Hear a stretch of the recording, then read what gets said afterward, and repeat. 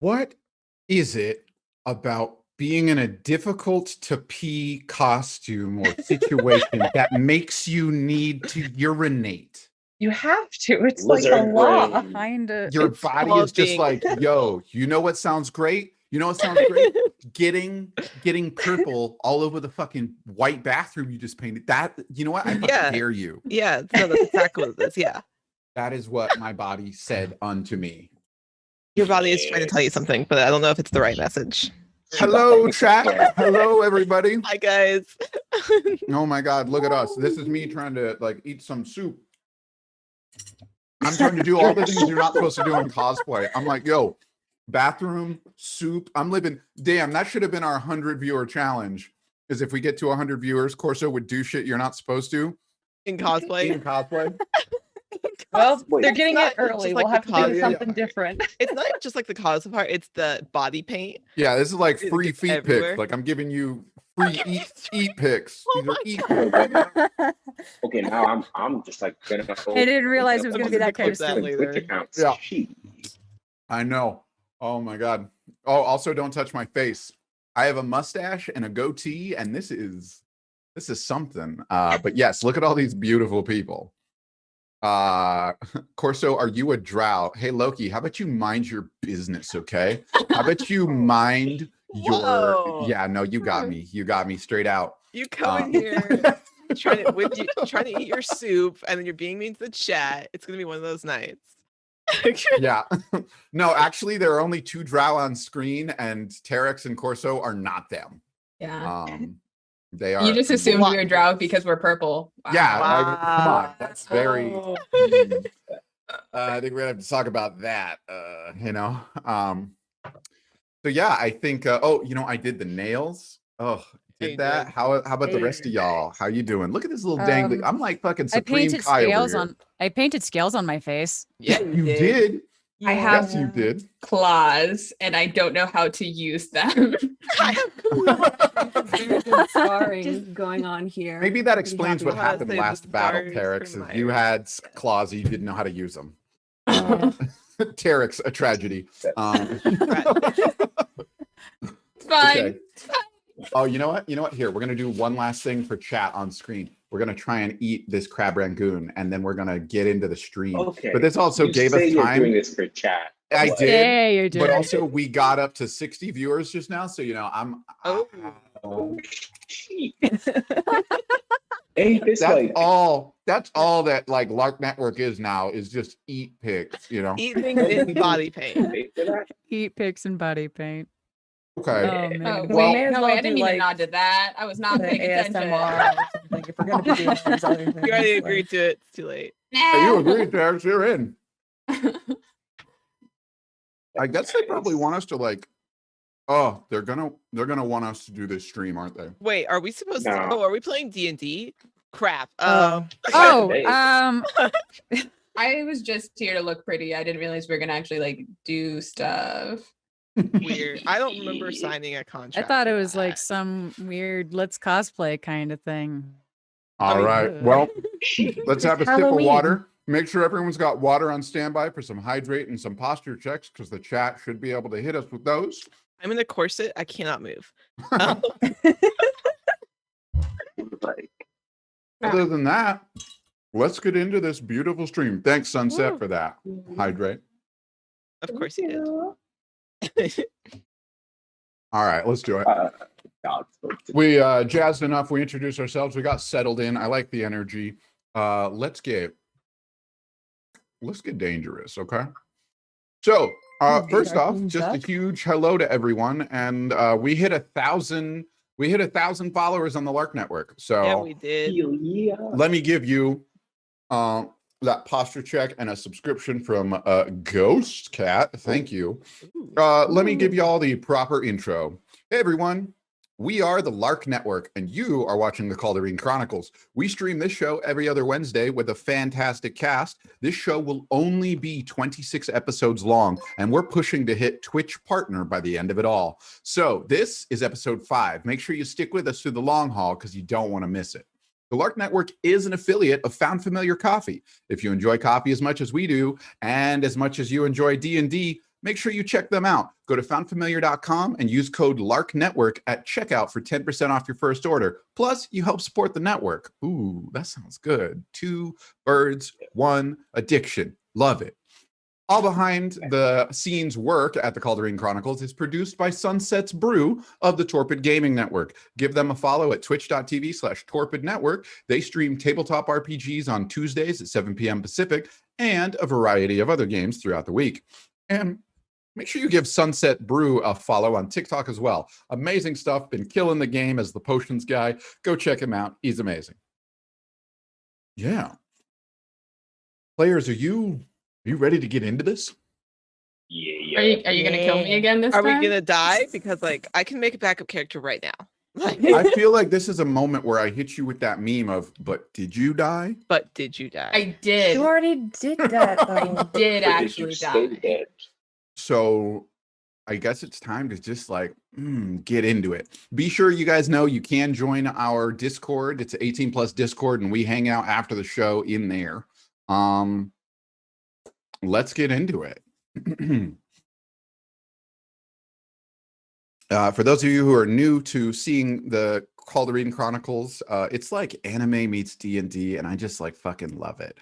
So let's hit you with that intro and get into our story. This is episode 5. When we put it out in podcast format, we cut it into 2. So this will be episode 9 and 10 of podcast form, but it is stream number 5.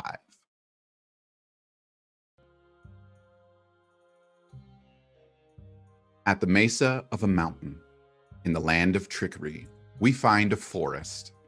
Withered trees of dull green and brown packed tightly to paint the seed as a thick fog rolls outward and down the cliff sides. Sad state for a forest, but a perfect state for a hideout. Beyond the fog, beyond the trees, beyond the illusions, we see a lush forest teeming with life, leading to a village brimming with energy.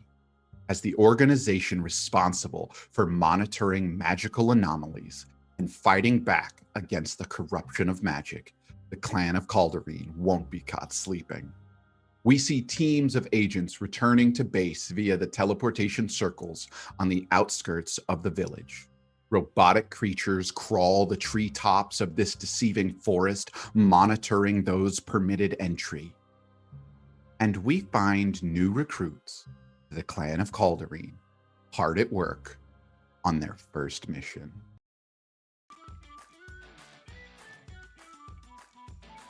Hi everyone, I'm Myri, and I'm playing Brutus, the human paladin. Hello, everybody. My name is Mustafa. Name's going to see I've said it twice, and I am playing Hair, the Fallen Star Circle of Stars Druid. Welcome. Hello. This is Grim Songbird, and I'm playing your lizard folk wild magic sorcerer Hiccup. Hi, I'm Amelia Som, and I am playing Terex, the Drow Blood Hunter. Hi, I'm Ivy, and I will be playing the Fire Genasi Arcane Trickster Rogue Ruby. And we see Team 10 hot on the trail of the Blade Songs, unsure if they are friend or foe. A dense forest, a resting band, and a stealthy drow named Terex. 3 bards go into the short rest, but only 2 of them come out. An invisible scout, hoofbeats approaching, an ambush set. From somewhere unknown, the culprits strike. The bard songs make their move. 1 rider down, a hooded figure swept away by their guard. Our heroes rush in. An invisible Goliath swings a sword. Leader of the Blade Song Senec makes a charming entrance, and Team 10 has a fight on their hands. Friends become enemies, enemies become friends, and with the death of 2 bards, a hidden power reveals itself. Tattoos glow, meteors fall, and one of our party breathes their last breath. Until a twisted hand of the Synchron known as Oliver Shadow Dancer reaches for her soul. A flood of memories, not all her own, the Drow Blood Hunter is back. A week later, we find our heroes rejoicing at the news their party stands a quintet still. These are the next defenders of this land. These are the Cauldareen Chronicles. fucking go. Yeah, and that Let's should go. be the whole show. That right there, that should That's be it. it.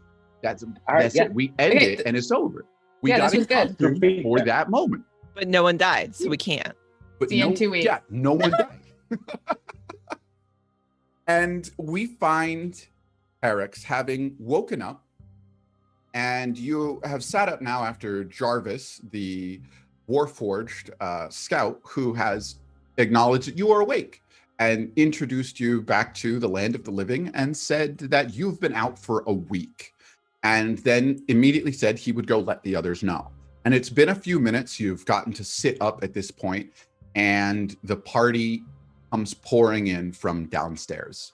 And all members of your team now walk into the room, except for Ter, who was lightly sleeping here in the room, keeping an eye on you on their watch. And so now all members are in, and Ter begins to wake up. And you all now are in sight of the very alive and awake Terex.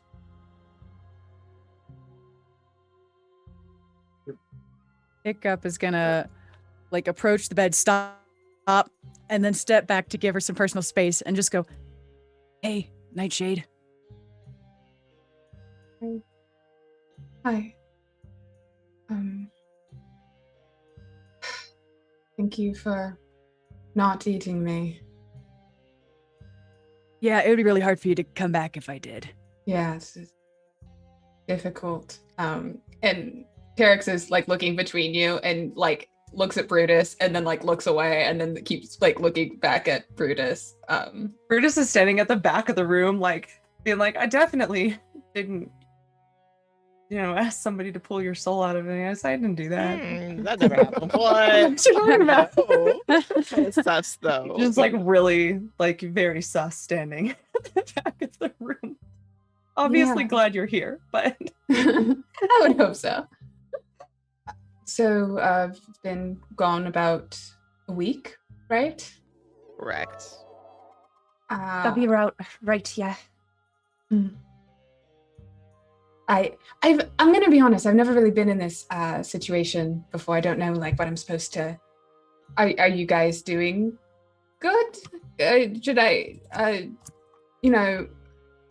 Are we They I'm seem to very be good. doing a Good. lot better than you are. And in from the hallway walks the commander of the entirety of Cauldareen, your drow cousin, Kagor. Ooh, baby. How Kagor look? And as Kagor Look at walks these in, boys. regal as ever, alongside him, his trusty black dog walks in and approaches the bed and puts its paws up and licks at Terex. I let him onto the bed. I'm gonna give him scritches. Aww. And the familiar creature hops up there as Kagor walks in. And he calls out, "I can't really be scolding if you get on the bed like that. You can't just..." He likes it up here. It's a special occasion, after all. Not every day someone comes back from dead. Yes, we definitely try not to have that be the sort of occasion that we ever handle, especially on our first mission. Ruby immediately looks down at the ground. But So we did a very good I job. am pleased to see you up and about. We were unsure of your condition for quite some time. Yeah. Everybody roll an insight check. Oh no. Okay. Wow, that was fast. Right away. Okay. Natural one. Oh. also natural one, actually. I just came back from the dead. No. I'm also very invested in Doggo here. I'm A just natural doggo. 20. 17 Uh, plus 3. A natural 20. That's a 12 for me. That's a 14 for me. So Tear and Hiccup are both kind of like, well, I mean, it is kind of strange for Kagor to come here. But I mean, when you radioed back to base to kind of tell them, Jarvis sent a message to them to kind of recap some of what he understood. And pretty quickly, some folks showed up, and it was Kagor, his dog, and another. And Ruby, with a natural 20, you as a member of Cauldareen for the longest, understand Kagor does not leave Cauldareen for just anything. And it's practically, he's not allowed to leave without a full kill squad in tow. And so either he came without one, or the 2 people with him is all that is required. I'm going to go with the latter. And I'm going to take mental Who notes. wants to kill us? No? Not necessarily. It's too early. Not necessarily. No, Yeah, that but doesn't happen until the end of the episode. yeah. Yeah, that's why I said it's too early. Yeah. And so Kagor Ruby steps- will take mental note and kind of like. and you know that the 2 that came with were his dog and the woman that you saw and met earlier, as it has been a week and they've been here pretty much since day 1. So you kind of take mental note of that. Yeah. Well, we healed you to the best of our abilities, but it really was up to your mind on when it was time to wake back up. I trust your injuries, physical, are fine. I mean, physically, I feel fine. Yeah. Good. Yeah. It's little head's kind of weird, but I've been sleeping for a week, so weird dreams. Well, we'll attend to that when we get you back.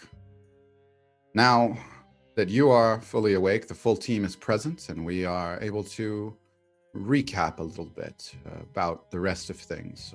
Your team has been doing some research this week, kind of wrap up some loose ends. I hate excess paperwork, and the less loose ends, the better.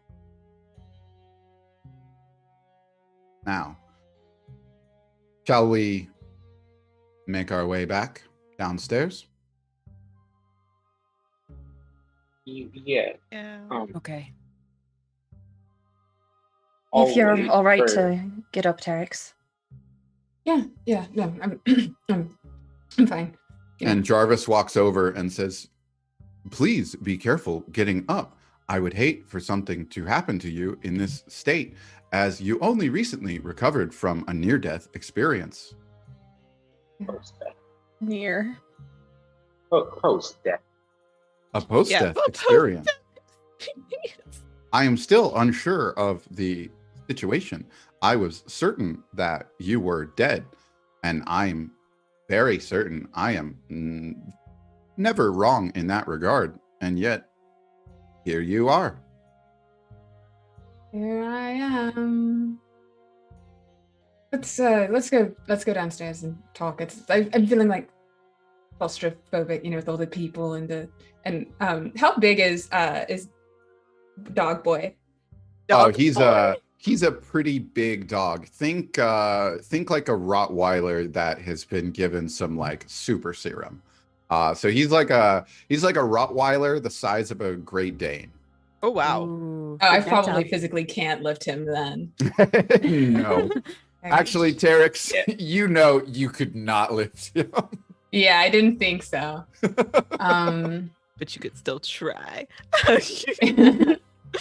Yeah, I mean, you don't all have to I feel like you've done enough waiting on me. You can just go. I'll be down in a moment. I just gotta, put on shoes. Absolutely. I will go secure us our situation and booth. And he just walks out of the room. Jarvis walks out, and the Warforged scout heads downstairs to secure. And Kagor looks and nods at you and makes a clicking sound and walks out of the room. And the dog looks up and it kind of droops its head a little bit, and it crawls off of the bed, and it walks to the door, and it looks back at Terex for a minute, and then you hear that clicking sound again, and it walks down the stairs, down the hallway with Kagor. Sweet baby. Puppy. It is a boy. Such a boy. Is such a boy. And so, yes, the rest of you have been told that you will go over things downstairs. Hiccup will respectfully give Terex her space. Ruby will look over at Terex and kind of shrug me like, I'm really glad you're okay. And then leave. Eric's about to say She's something, like- but you just she's heard like, a leave. no. And just leaves. She's like, I'm really glad Yeah. you're okay. Bye. Yeah. Hiccup's afraid of saying too much, and that's why he just abruptly leaves. His social anxiety kicked in. Tear will head over to Terex and pull out from their pocket just a small piece of wood that's been crudely shaped into a little star shape, and hand it to Terex and say, Little star-shaped wood. Excellent. "Yeah, this is for you. There's always a star for you out there. So just know that it's nice to have another one around with us. And it's nice to have you back." Thank you. Star. Oh, that's so cute. My heart. And I'll head on back down. We'll see you in a bit. Yeah, right. Get you some tea prepared. Little bit of sugar, right? If I remember correctly. Yeah, could you hang back a sec? Actually, Sure. I just need some help with, Yeah, girl yeah, things. of course. Sorry, Tara. It's feminine things. It's okay. I do Lady things. put the star onto my beaded necklace though, next to the other one.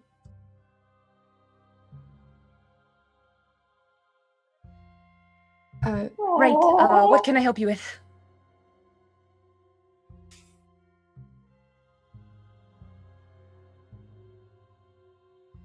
Well, how do you remember the events right around the time that I died? Well, you died, Mm-hmm. and Brutus will kind of pace around a little bit. Like, she's deliberating, like, how much she wants to use those, like, lying skills of hers, and then decides that she doesn't want to. Appreciate like, a very that. serious internal conflict for a second. So, I have a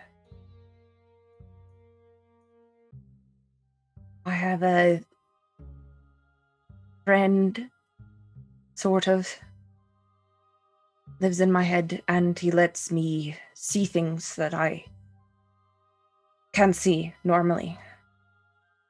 And so he was there, and through him I saw you, but not dead on the ground. You, saw you, I think, maybe, and this light.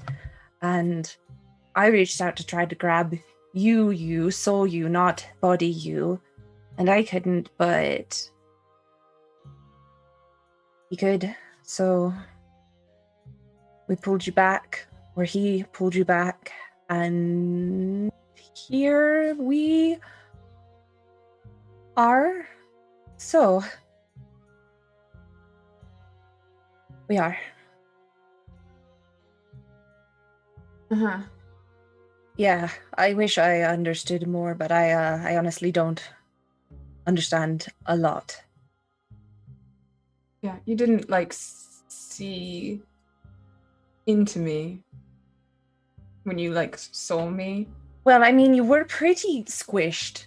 So, there's bones and...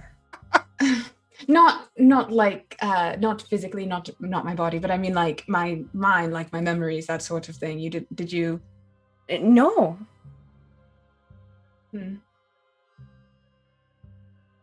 Why?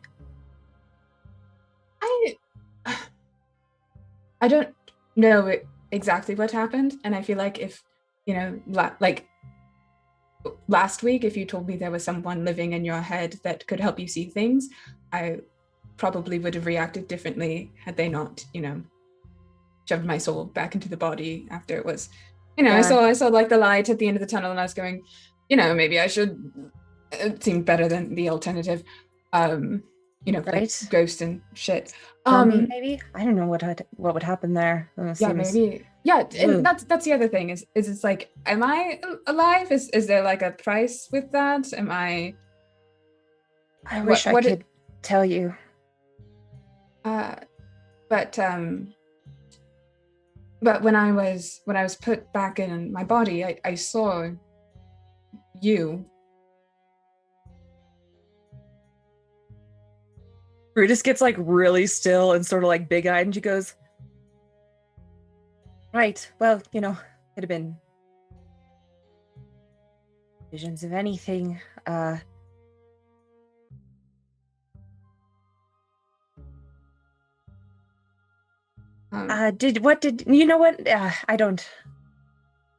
don't need to know what you saw. It's all right.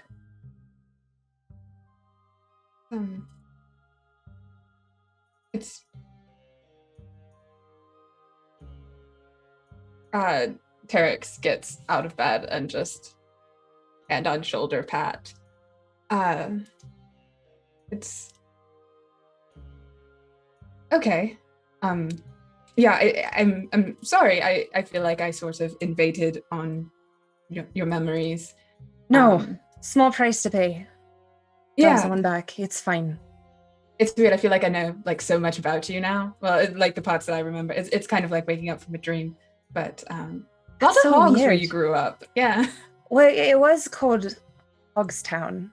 Well, sometimes they call things. I didn't realize, sometimes things are misnamed or, Yeah, no, there's basically just pigs there. Yeah. It's all right. It really is.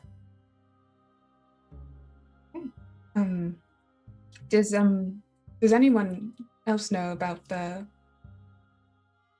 thing? Well, leadership of Cauldareen is familiar, but I don't think anyone else is. It's not a thing that comes up in casual conversation, swapping stories. Oh yeah, I've got this person who lives in my head. There's just no good way to bring that up. Yeah. Yeah, I feel like it would kind of be one of those awkward things. It's like when you bring up having like a dead relative at dinner, and then everyone is like, "Oh, what's that?" And like, "Oh, it's like a really bad long time ago. Like, I know it's bad. Like, I'm used to it. Like, not that I'm over it, but like, it's like you have to move on. But it doesn't need to be a thing, and then all of a sudden it's a thing, and then it's a thing. Yeah.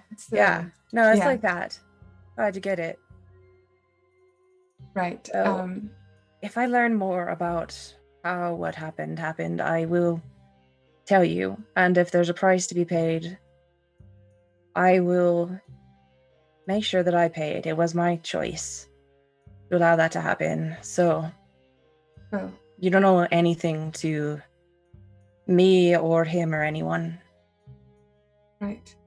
Well, I do sort of feel like I owe you one, so don't feel like you have to take everything on your own. Buy me an ale. Yeah. That'll about do. I will. But I do just feel sort of like my life is worth more than like one ale. So and there's a knock at the door. Oh, straight. And you hear, just cut off. "Hello. Hey.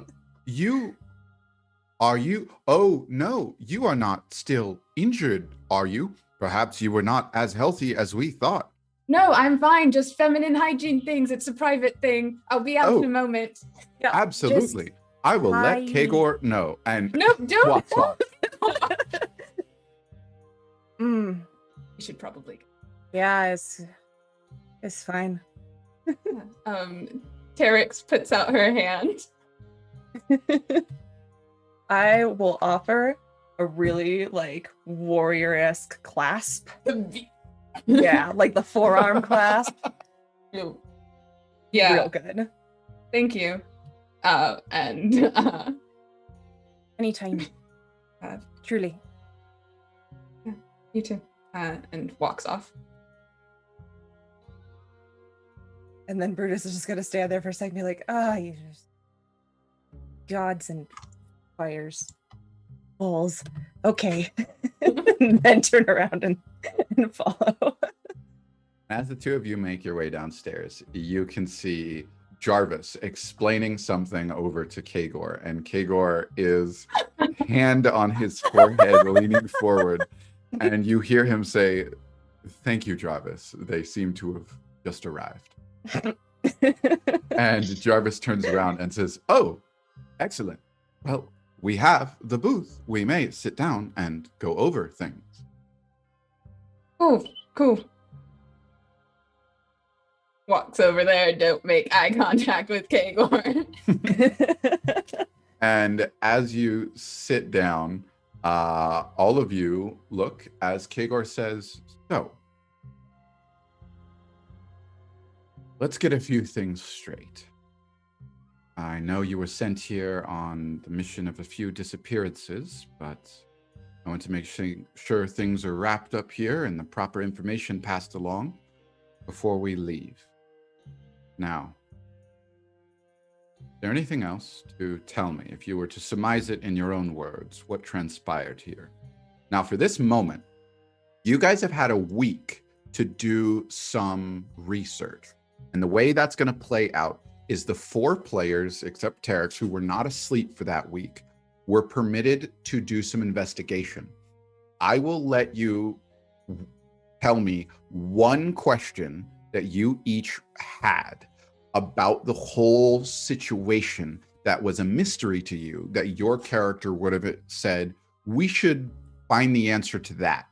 So everyone roll initiative right now to determine who is asking their question of me, the DM, first, and then we will put you in an order. And based on your questions, this will tell me what you found out during your week. And you are going to make an investigation check as well. But everyone roll initiative. We'll start. Brutus, what'd you get? Plus my dex, 13. Okay. Tear. 9. Hiccup. I also got a 13. All right. What's your dex, Hiccup? +1. And Brutus? Plus 2. All right. So Brutus will be first on that. And then Ruby, what'd you get for your initiative? Oh, we didn't hear the number. Oh, yeah, sorry. we didn't hear it. 16, sorry. 16. Okay. So I pushed Mike Ruby, back and moved it. you are up first.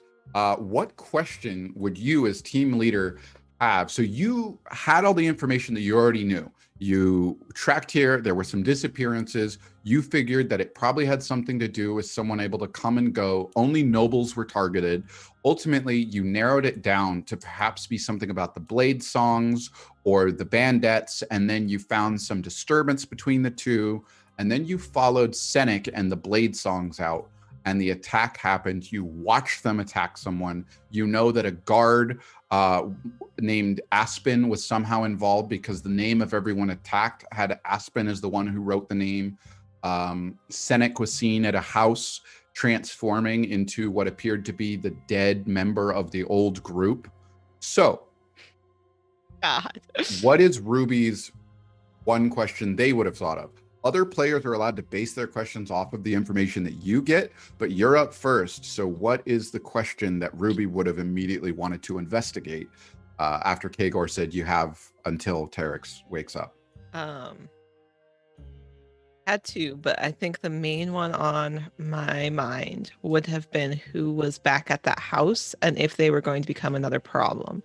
So I think I would have roll- directed somebody or myself go investigate who was there. And what their connection the was. whole team would have helped with each thing, but I'm Right. just giving you the answer. So roll an investigation check right now Right. to see how well you did this week with that. Right. That's a 15. Okay. With a 15, over the course of the week, you discovered that home belonged to Sodi, the dead bandit who died in that tragic night where they performed at a royal's house, and the royal lost it, accused them of stealing things, went mad, and killed Sodi on the spot. That was Sodi's home. And after sort of digging into it and kind of coming toe-to-toe with the bandits because of it, it is the home of Sodi's family, in particular, Sodi's grandmother. And Sodi's grandmother had a form of a magical anomaly. It grew inside the brain, and it grants you vast amounts of knowledge and ability and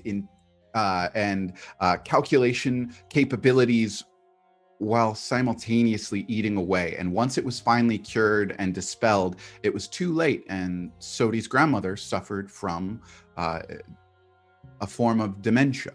And so when visited, Fennec disguised themselves as Sodi after a time that they appeared to come and pay their respects for several times. And one time, Sodi's grandmother confused Senec and asked where Sodi had been, where he, confusing him for Sodi. And Senec could not take it. And so every time from then on that he approached the house, he transformed into Sodi so that he did not have to tell her again what had happened. And you found out that all of the bandits pay the housekeeper of the house some in order to make sure she is well taken care of, and that is never a problem. So it is the home of Sodi's grandmother, and all of the bandits and Senec would pay visits there and check in on her. Okay. Oh, I Okay. am satisfied with this answer. And that was the answer that you got. And the bandits were not super pleased about you nosing into that as they were sure. there during the time, but that also let them hear about what had happened. Okay, so Brutus, you are up. I had a follow-up question. Brutus, you are up next. What question is most important to you? You can consider the knowledge you just got as well as anything previous. Let's see. Brutus is pretty, practicalities. There was a group of people in the woods who were attacked by the Blade Songs. And she probably would want to, because she didn't know unless Ruby told her about the one person who died. She'd want to track down the people of that group, make sure that they, survived the meteor storm and everything, or the initial attack. She'd want to track them down, and if they didn't make it, try to figure out who needs to be told. Okay, so she wants to know about the people who were attacked? Yes. All right, roll an investigation check on that for me. Okie doke. 16. Okay, with a 16, the targets of the last, after you took the time to go back, partial bits of a body were retrieved from the one that was struck down immediately when the Blade Songs made their attack on them invisibly. Yeah. And with that, you were able to get a little bit about them, as well as going back to the ledger. You found the name that was jotted down. And after confronting information from that, you still couldn't quite tell. But over time, you realized if they were targeted, the person who would be able to tell you why was Aspen, the guard that seemed to be helping them. And so you went and you confronted Aspen. And in some of the information that Aspen was able to give you, you did learn that the last target happened to be a family that was clearly of some royalty and there were only 2 guards with them. Aspen had gotten good at being able to detect them even when they lied about who they were. After Kagor got to look over some of the information, Kagor was able to identify them for you. That was the young prince of the Junroth family, House Sapir. They lord over the country of light that you are in. And cool. it was very concerning that the young prince and only 2 guards were out and about, not in the capital city where their family is about. But Kagor can make an assumption they may be sending them out on their walkabout to learn about the country and experience it before they take leadership. Well, they certainly experienced something. Brutus would probably have waited for Kagor to arrive, or referred it to Jarvis for like, how do we inform that this prince is dead? Would not have done that on her own. The prince did not die. Oh, it was just one of the guards who died. One of the guards. Okay. And you were able to discern that the young, small rider who was grabbed by the second guard and rushed out of there in the middle of the attack was the prince. Got it. Okay. Cool. So that is the answer to your question. Now to Hiccup. Hiccup, what question remaining would you like to have been investigating throughout the week? The fuck was with those tattoos? Roll an investigation check. Okay. Ooh, hold up. What is my modifier? Hold on. Investigation. Oh, I forgot. I have bad intelligence. 15 is my total. Excellent. Not shabby. So you discerned that those tattoos clearly were magical in nature. And it didn't make much sense, as you had barely heard of anything like that. The only thing that actually caught your attention was the small tattoo-like thing that was given to Ruby just before you left. A ring was placed on Ruby's finger, and some ability granted Ruby an image on her skin that faded away, and she could now open your transport gate. After explaining that to Jarvis and the 2, Kagor and the other who showed up, Kagor was quite interested in this and wanted to do a little more research. But what you gathered from Kagor was no one on Earth had that technology, especially not to that extent, except the clan of Cauldareen, because they pioneered it. Oh, snap. And I will let you roll. No, yeah, that's the answer to that question, and it will move to Hair now for your final question here that you would have asked the team or encouraged them to look into. So you know that you've got the answer to that house, the answer to who was attacked, and the answer to what the tattoos are. I would like to research more about the dead member already, the person that was being impersonated. I'd like to see kind of what happened with their story, to kind of get a little bit more on our attackers, essentially get more information on them, since we weren't able to completely figure out everything behind what they were doing and their intentions. Okay, posture check, everybody. And a hydrate check before we continue. Thank you. Are you asking about Sodi, the member who died a long time ago, or the one that you just killed that was doing the impersonation? Are you asking about Sodi long time ago, or Senek, who you just fought? I want to know what happened between Sodi and Senek, so I want to know about Sodi's death.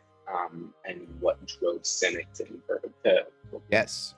Well, so what drove Senek to leaving the group? Roll an investigation check. Absolutely. And that is a 14. Okay, excellent job. So they accept the bandettes. Oh, the bandettes accepted a gig back when they were a group of 5. They traveled all over the area and they made their home here in Knox. And they traveled to a gig, and along the way, Senek got word of an easy gig with some royal who treated the staff and everyone like crap, but the money was good and they loved just about any type of musical act. Senek was the one who got them the gig. And while the gig went well, at the end, everything went sideways. And the noble wouldn't pay them and then accused them of being thieves, and then on the spot stabbed Sodi when he got in between Senek and the noble, saying, "It's all right, we'll leave without payment. I hope you enjoyed the music." And that is when he stabbed him and killed him on the spot. And Senek, in quick reaction, slit the man's throat and killed him in return. His guards sided with Senek and the bandettes. They understood. They saw what had happened, and they couldn't react fast enough in order to stop it. So no charges were lobbied against them, and it was simply a tragic incident. But as time went on, Senek couldn't let that go. He was furious because while no charges were lobbied against them, there shouldn't have been. They were the ones in the right. They were simply defending themselves. One of theirs died because of this.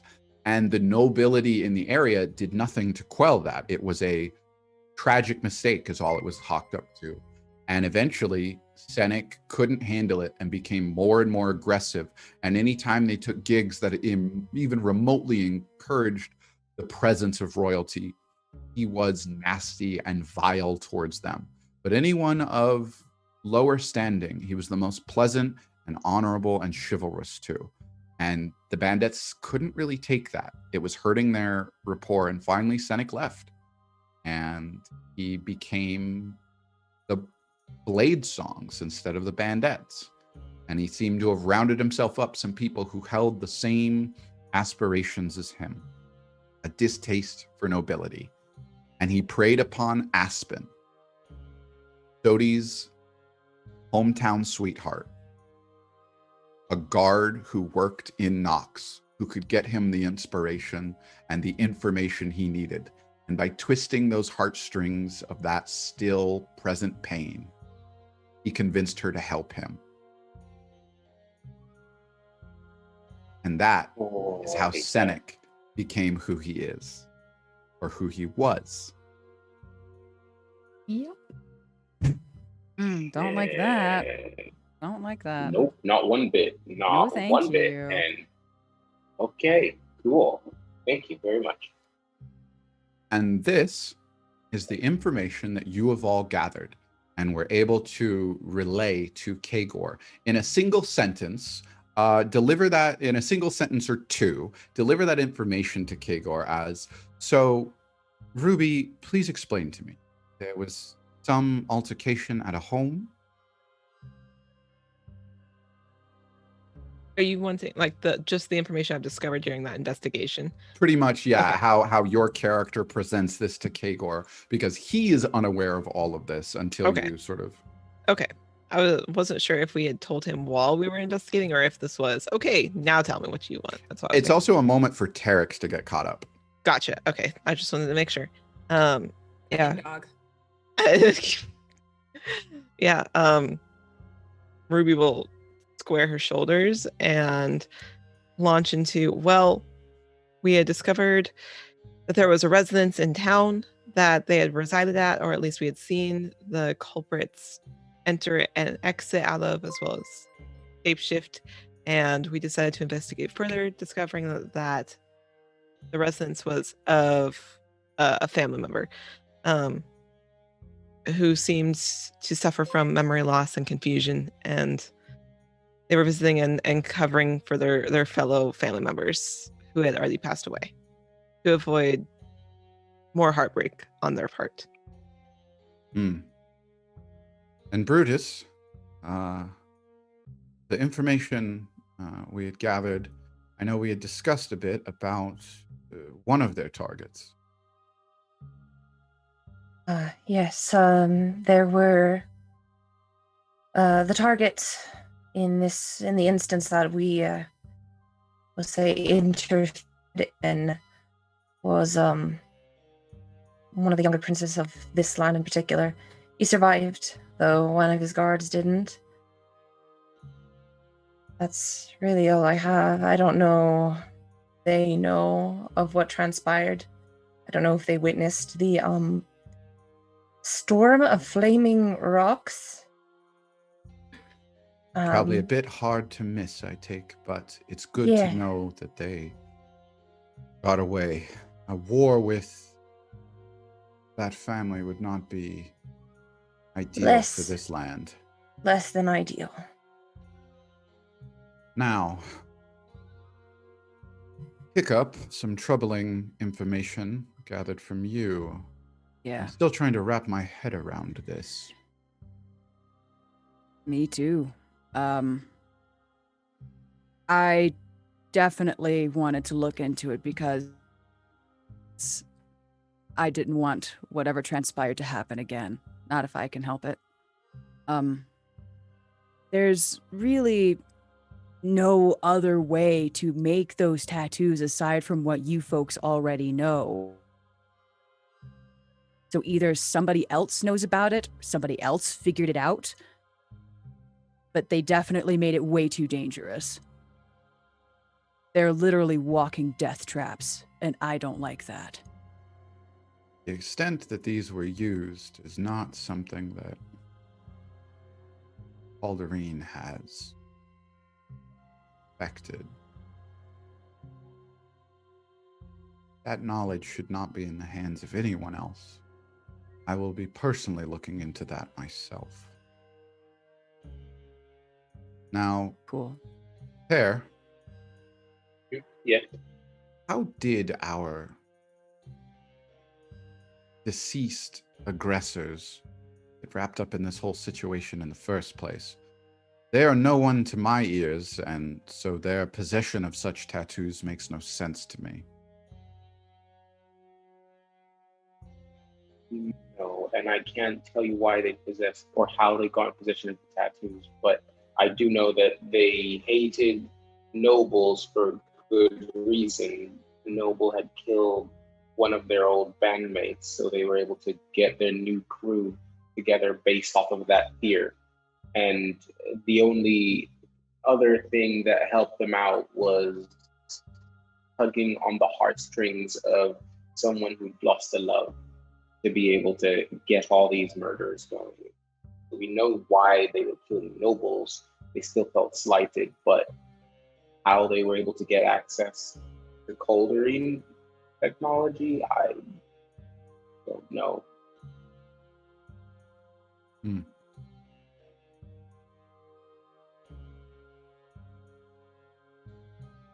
I was not here for all of this, but with this information, what say you, Terex? What do you make of this situation? What do you make of your mission? Well, I think it's safe to say I would assume Senek and the Blade Songs were acting of their own volition and were probably bankrolled or supported by someone who saw no issue with killing nobles for whatever reason they needed. I think that's likely. The magic tattoos and things, I don't think they figured that out on their own at all. I think there's someone out there who is encouraging that to happen, probably working elsewhere. They just, whoever's responsible for it hasn't been killed and summoned a giant fucking meteor storm. Yeah, I think this specifically is probably a self-isolated incident, but I think it's connected to maybe things happening elsewhere in the world.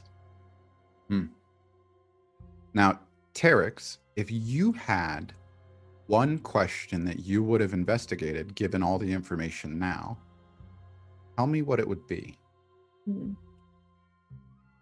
I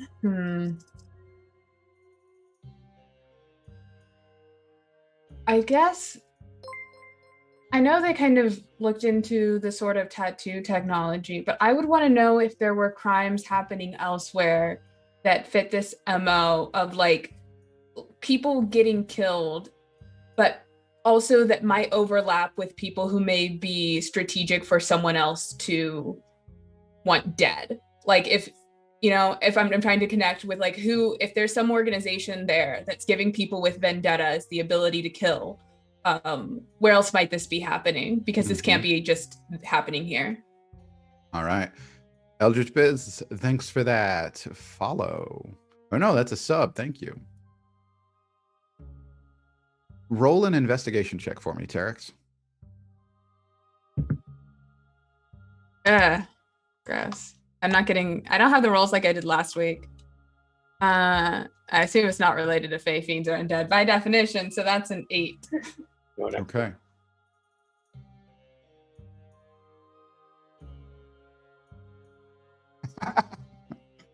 You are so lucky. And Oh God. in walks a human woman and approaches the table. 2 firearms on her right hip and another on her left, and what appears to be a long rifle on her back. And all of you roll a history check.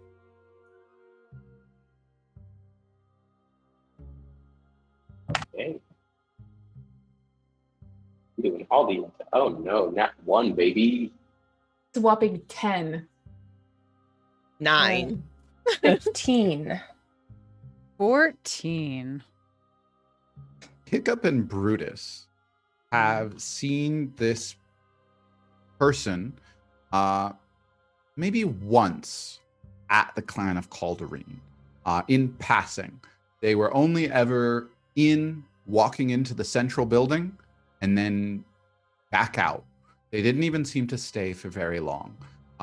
So you would only have seen them maybe once each for different reasons. And Kagor says, and welcome back, Luna. And she says, oh, well, pleasure to see you're all up and about. And the rest of you would have gotten a glance at Luna here and there as she arrived with Kagor, but immediately made herself scarce, only occasionally checking in with him, and then was not to be seen otherwise. And she is now poking in and looks at Terex. Finally up and about. What a pleasure to finally meet you. And she sticks her hand out to shake yours. Yeah, firm handshake. Oh, absolute. Her handshake, for a small, petite figure, grips, and you can feel the calluses throughout her hand and the pressure coming down in this very pleasant but terrifying grip as she says, Luna Featherbox. Pleasure to meet you officially, Miss Terexnis. Yes, pleasure to meet you. Ruby, Hiccup, Brutus, Ter. Good to see y'all again. Well, technically, I see you all the time. But, and she like kind of makes a click sound and points at her rifle. I see you all the time, but you've probably only seen me a time or two. Hiccup looks very uncomfortable. Oh. Now, I feel do you mind? I absolutely understand. And Jarvis slides in a little bit and she sits down. So, bit of digging on my part. Good work on your investigation, you all. An absolutely fantastic job. Y'all are doing great for a first time out. Now, I do have to say, I too was a little bit concerned about that there tattoo knowledge that we came across. So I did a little bit of digging and found out there were a couple more. And this is how we're resolving your role. Is Luna has investigated something, and it's determined by what you asked, Terex. I did a little bit of digging, and I found out that there was, in fact, a few more strange deaths. Now, at first glance, you wouldn't note anything about them. They were strange and magical, but in a town like this, sometimes that happens. It's not too big of a deal.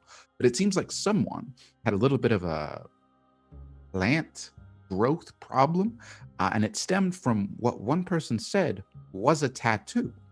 Now, it didn't seem like they were much connected to anything to do with the Blade Song, so I did a little bit more digging, and there was another one.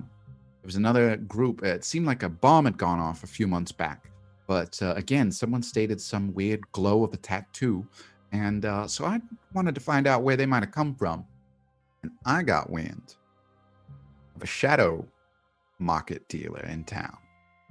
Might have hooked up with the Blade Song somewhere back and hooked him up. Aspen says they did run into someone. That poor girl says they ran into someone that helped them out after they had one of their excursions go awry. Picked a fight with someone they couldn't clearly handle a fight with, and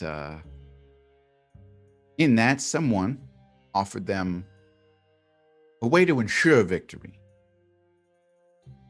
And I think it came in the form of these tattoos. Aspen wasn't sure what it was, but he says those were a newer sort of thing.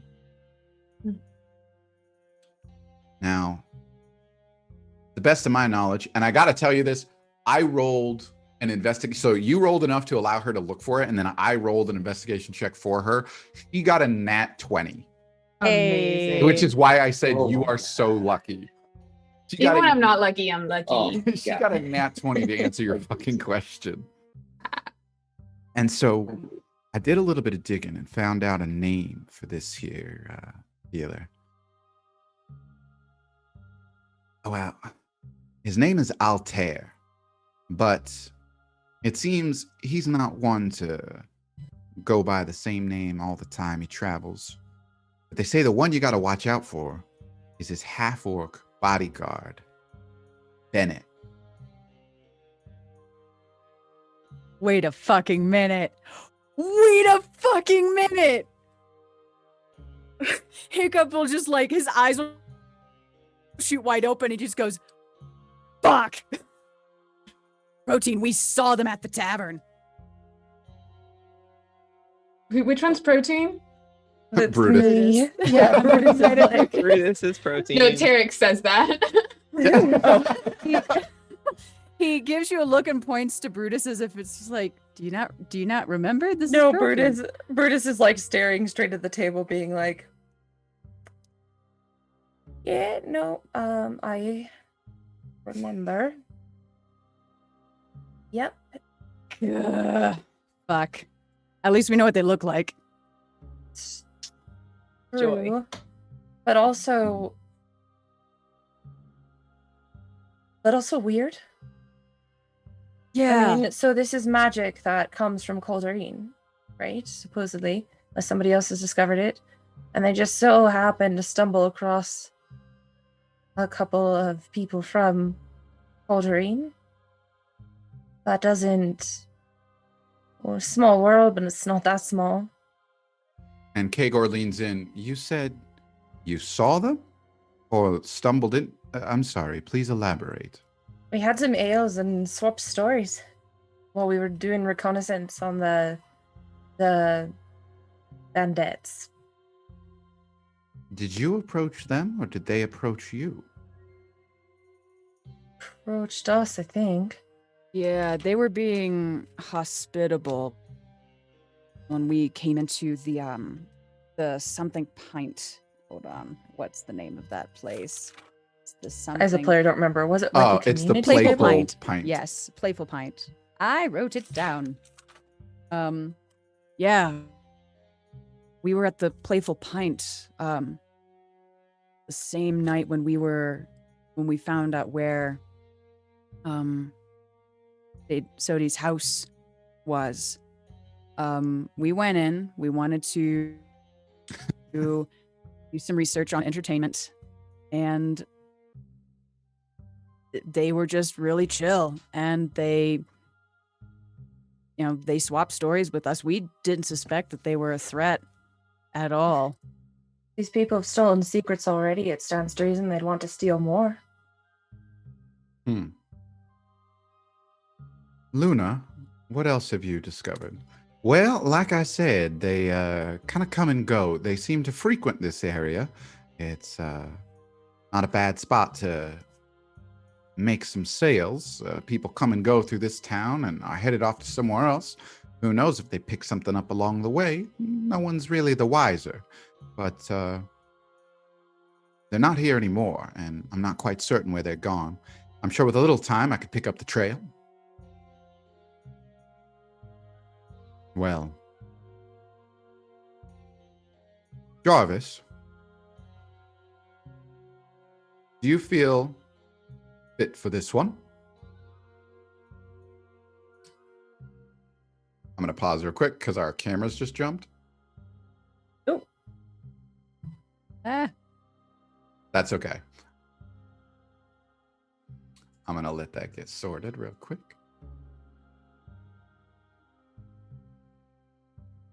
And then we're going to slide because now Moose is the DM. I can not handle that. I cannot kill all the players. Feel the power. All right. Now we're Power back. Moose. Hydrate check real quick while we had the break. Thank you for that real quick. Our chat is being very sweet. They love everyone's costumes. They're so sweet. Oh, so we love you guys. Thank you for this. Now, Jarvis, do you believe you could pick up the trail? I do believe, given an appropriate amount of time, I could locate just about anyone. I specialize in tracking people, even to the ends of the earth. It's nice. That you do, Jarvis. Believe it or not, Jarvis is just about as good as tracking people as Sarah here. And he motions to his dog. And- Oh, the doggo. And she lifts up her head and looks as he said her name, and then puts her head back down and lays on the ground. Now, Jarvis, I think it's best at this point that we get back. I would like you to pursue this and report back the moment you find anything. Considering the damage that was done out there, it's best if something like that doesn't happen inside of a city. And I cannot guarantee that those you are pursuing do not possess that capability. Be careful, and above all, return to us, Jarvis. And Jarvis says, I have no intention of doing anything other than returning, sir. Now, I shall go prepare. And Jarvis stands up to head off on his mission to track down what happened to Altair and Bennett. If something terrible happens to him, I will start a riot. I was going to say, and they never saw Jarvis again. I know. I'm just like, those are famous I'm last just words. saying, like, we will murder for Jarvis. Yes. I've already Yeah. said I will commit arson for that robot. Like, Yes. We already kind of We- did commit arson for that robot. I would do it again and worse. I would do worse. And Double arson. Jarvis Double takes off. Luna, do me a favor and continue to scour the city. I want to be certain that there's no more connections and stones unturned. I believe it's time for Team 10 to return back to base. I'll leave the rest to you. And she says, absolutely. I love digging up and rustling up a mystery. I'll head right on out. It was a pleasure to see y'all. I'll be seeing you again real soon, and you'll be seeing me again when I want you to. And she walks on out. I love her, and me as Mustafa would be okay if she stepped on my throat. It is okay. Wow. Wow. I'm over It's here important feeling to like speak your I truth. am intimidated, but also very attracted. This is We the love tall them. vampire person. Hot lady, hot Whoa. lady, hot lady, hot lady. Hot lady, hot lady. I love those strong female characters. And I believe it's time we get going. Are you well enough to travel, Eric's? Yeah, fine. I've had a whole week sleep. Good. Just let me know if you want me to carry you again. I'll keep that in mind. Yeah. Not Okay. walking is nice, but I think I'm okay. Let us Thank go. you. And he ushers for you all to stand up and begins the journey. As you all leave, he says some farewells to the shop owner, who seems to have completely taken a liking to Kagor during his stay here this week, and I'm sure. has just been chatting. And he says, "Thank you very much." And he leaves her a sack of money, and she says, "Oh, this is far too much. You can't." And nonsense. You took care of us and handled everything. It was a pleasure. And Kagor takes off with you in group. And now you leave the city of Nox and you continue traveling out the gate. And you head out back the direction you came when you first arrived here. And finally, after about a half hour of walking, you make your way to a point that Kagor deems feasible to utilize. And you head into a forested area. And he says, "Well, it was your mission after all. I'll allow you to return in your own." And before you, there are trees, and he has motioned that you can use your ability to teleport through this tree home. Yeah. If we are leaving, I will step up, since I was gifted that. While you notes. are preparing, while Ruby is preparing, Hiccup's going to lean over towards Tara and say, "Hey, Twinkle. I normally don't drink, but I think I can finally get drunk again, and I am very looking forward to that right now." Okay. Now, Okay. did you, Ruby, do you activate your Get you a spell? drink. You earned, I think, Yeah, I quite do. a few. As we're back there talking about getting drunk. So as you reach out and place your hand on a tree, it is coded to always take you back to Cauldareen unless you are trying to go where a scout has requested. You have to put the sigil that is on the mission letter to go there. Otherwise, Right. you place your hand on it and it will port you home. And so now you touch the tree and it begins to crackle and twist and open up again into a doorway large enough for all of you to walk through. And it looks like you're just looking through to the other side of the tree. You can't see anything, but you know that this has now been ported to lead you home. Correct. Okay. I will gesture to everybody to go first. Cool. Hiccup's going to make sure Tara goes first. I was gonna wait after seeing the pause. I yeah. Walk through Ruby's the like, tree. "Come on, let's go. Let's go Yeah, Brutus We has don't to have be time like for this. pulled away Into the because tree. it's probably into the the tree." whole half-hour walk. She's been like talking to Kagor, being like, "So like, has anyone left Cauldareen? Do you think there's anyone who would like Into the actively tree. sell secret?" Okay. Tree. I'll go through I the tree. definitely go in and after they do. Definitely. Okay. Ruby will Walk Ruby right will go through. in last. Okay. And as you walk through and Kagor follows with Sarah at his heels, walks through, and you watch one by one as all of the party members vanish as they walk through this opening of a tree. And finally, Ruby, Kagor, and Sarah walk through last. And you all appear in front of the teleportation tree. And to your either side, you see a burning bonfire. You see a giant stone gateway, and you see a pond of water and some teleportation circles behind you on the ground. And before you, you see a vast open field. And a forest that you know on the other side is Cauldareen. Home, sweet home. And Kagor looks and nods to Ruby.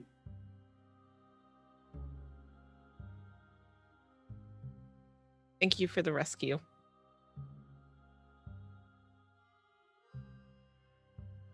And what do you do?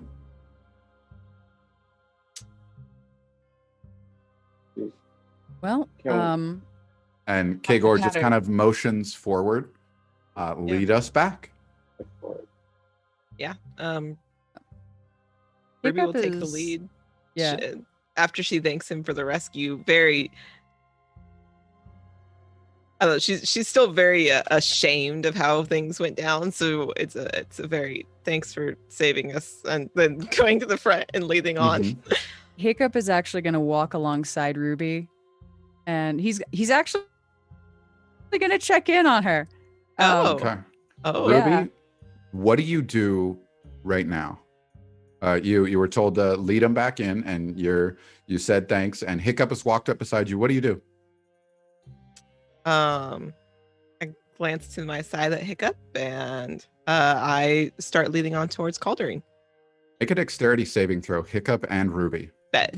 Okay. Oh no! The pattern, You said guys. saving throw? The pattern. Pattern. You said saving throw, correct? Saving throw. Okay. Just gotta make sure. Ooh, Okay, that's not bad. Okay, heck yeah. let's say feel like this 17 one- for Ruby. Oh, no. 18 for Hiccup. You two react quickly as you duck underneath an arrow that flies over your heads.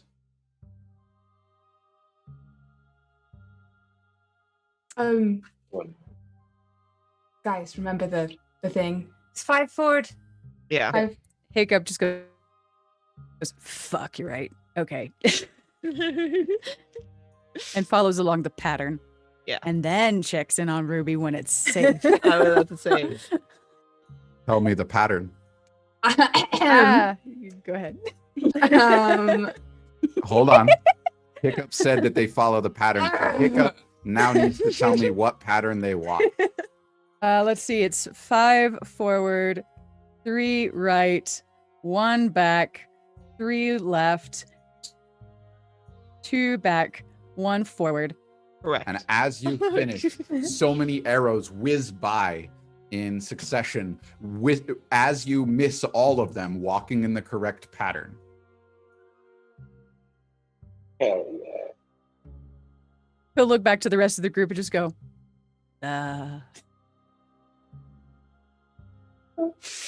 And Kagor says, Very nice. never forget it. The first Yep. arrow is a warning. You're new and they know that. Next, not so much. got it. We'll do. We'll do. Now Crystal it's clear. probably best that you get ahead of me. And he does. And he points like across the field. Oh, okay. Okay. Want the bar. Okay. Like, that's Head on right across. okay. Sure. And What are you gonna do? Tell him no? no, he's not gonna tell him no. He'll follow instructions like a good egg. And so he has told all of you to cross the field now.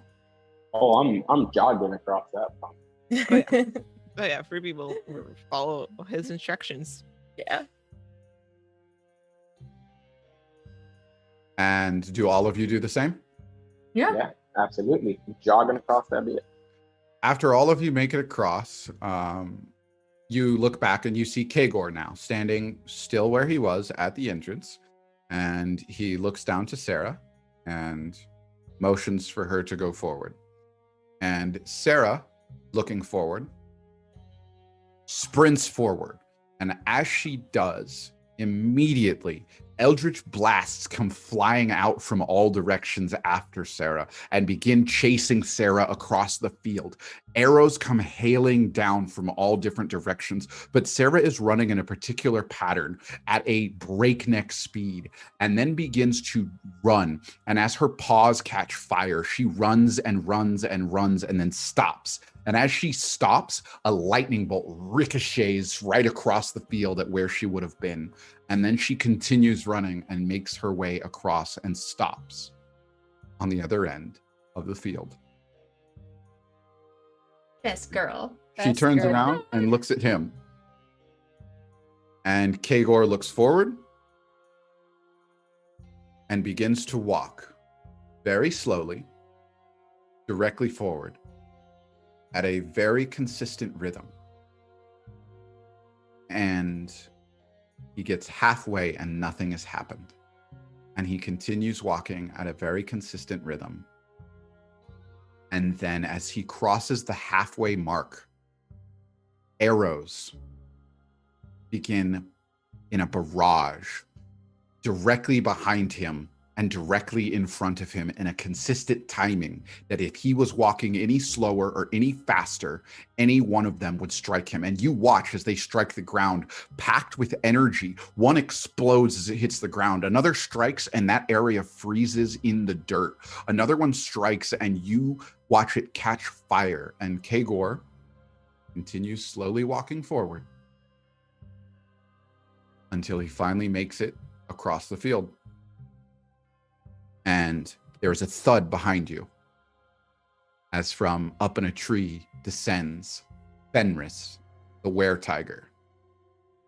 Welcome back, sir. You know it's not often that you leave the base. It is protocol to check out with us first. Otherwise, we have to go through this process. And Kagor says, no, it is what you should do always, regardless if I check out or not. Even I can lose my way. I appreciate your work, Fenris, as you were. And we see Fenris nod and jump back up into the tree. And as you hear from up in the tree, welcome back, Team 10. Thank you for not killing us. And there's no response. Okay. And Kagor says, it's about time we get you all rested up, but be sure to go check in with Mac before you head back. Okay. Bye. As we're walking to Mac, I'll turn around to Jacob and say, do you think our rooms are still the same, or do you think that like they changed them up? I hope they're the same. I would like some semblance of regular again. He puts his hand on Tara's shoulder and says, I'm pretty sure it stays the same. What would they do? Just walk in and just say, no, thank you, and get rid of what we've set up? I think that's a waste of time. You're right. We set up some pretty neat rooms. Yeah. They Also, wouldn't if do they that. go into your room, they'll say, wow, this room is so cool, and leave it alone because you have a really awesome room. Yeah, they did. But yeah, we'll go ahead. Find Mac. Yeah.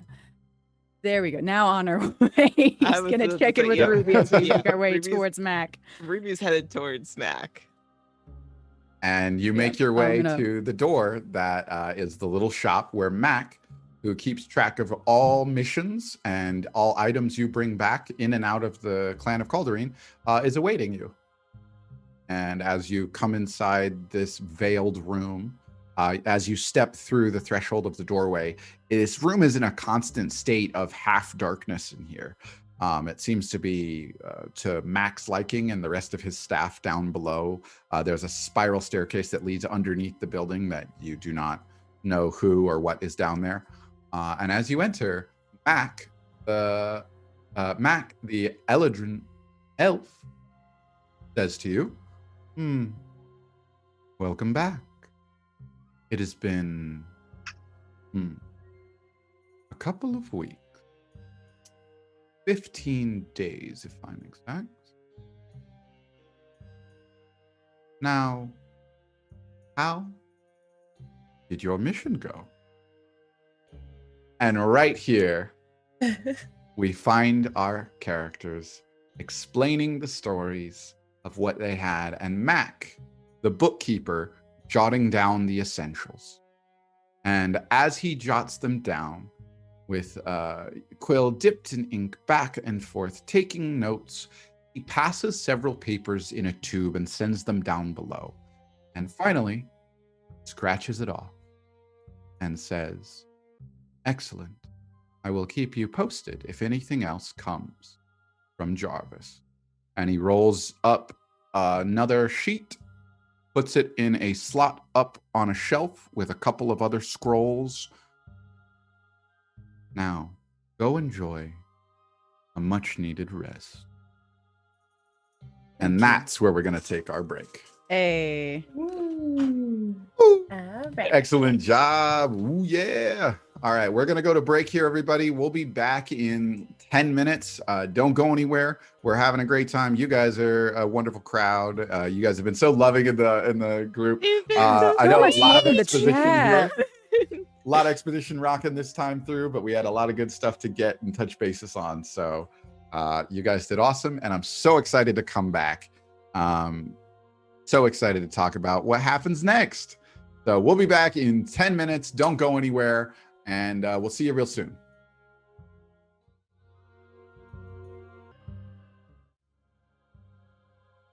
And we are back from the break. And y'all, welcome back. Boom, here we are, looking amazing.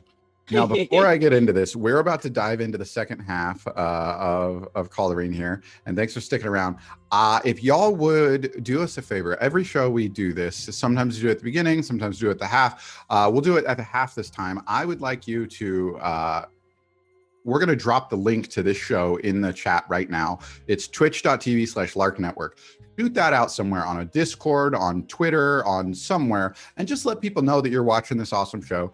If all 50 of you did that and somebody came back, then we jump to 100. You know, it helps analytics and it helps us do stuff like this. So twitch.tv/Lark Network. It's there in the chat. Go ahead and do that for me. It's and very much in the chat. Hiccup did in fact get a wild magic surge and became a plant, unfortunately. So they're going to be voicing the rest of their act this half as a plant. They're going to photosynthesis throughout the length of this. Synthesize. Ooh, baby. Now, from here, a couple of things we're going to do real quick is just a reminder. We are the Lark Network, and you are watching the Cauldareen Chronicles. We stream every Wednesday with this fantastic cast. The show will only be 26 episodes long, and we're pushing for Twitch partner by the end of it all. The Lark Network is an affiliate of Found Familiar Coffee. If you enjoy coffee as much as we do, and D&D, you got to check them out. Go find foundfamiliar.com and use Lark Network at checkout for 10% off your first order, plus you help support the network. And all behind the scenes work, as you can see in the chat, at the Cauldareen Chronicles is produced by Sunset's Brew of the Torpid Gaming Network. Give them a follow at twitch.tv/Torpid Network. They stream tabletop RPGs on Tuesdays at 7 p.m. Pacific and a variety of other games throughout the week. And give at Sunset's Brew a follow on TikTok. Like I said, he's the fantastic potion guy out there changing up the scene with positivity.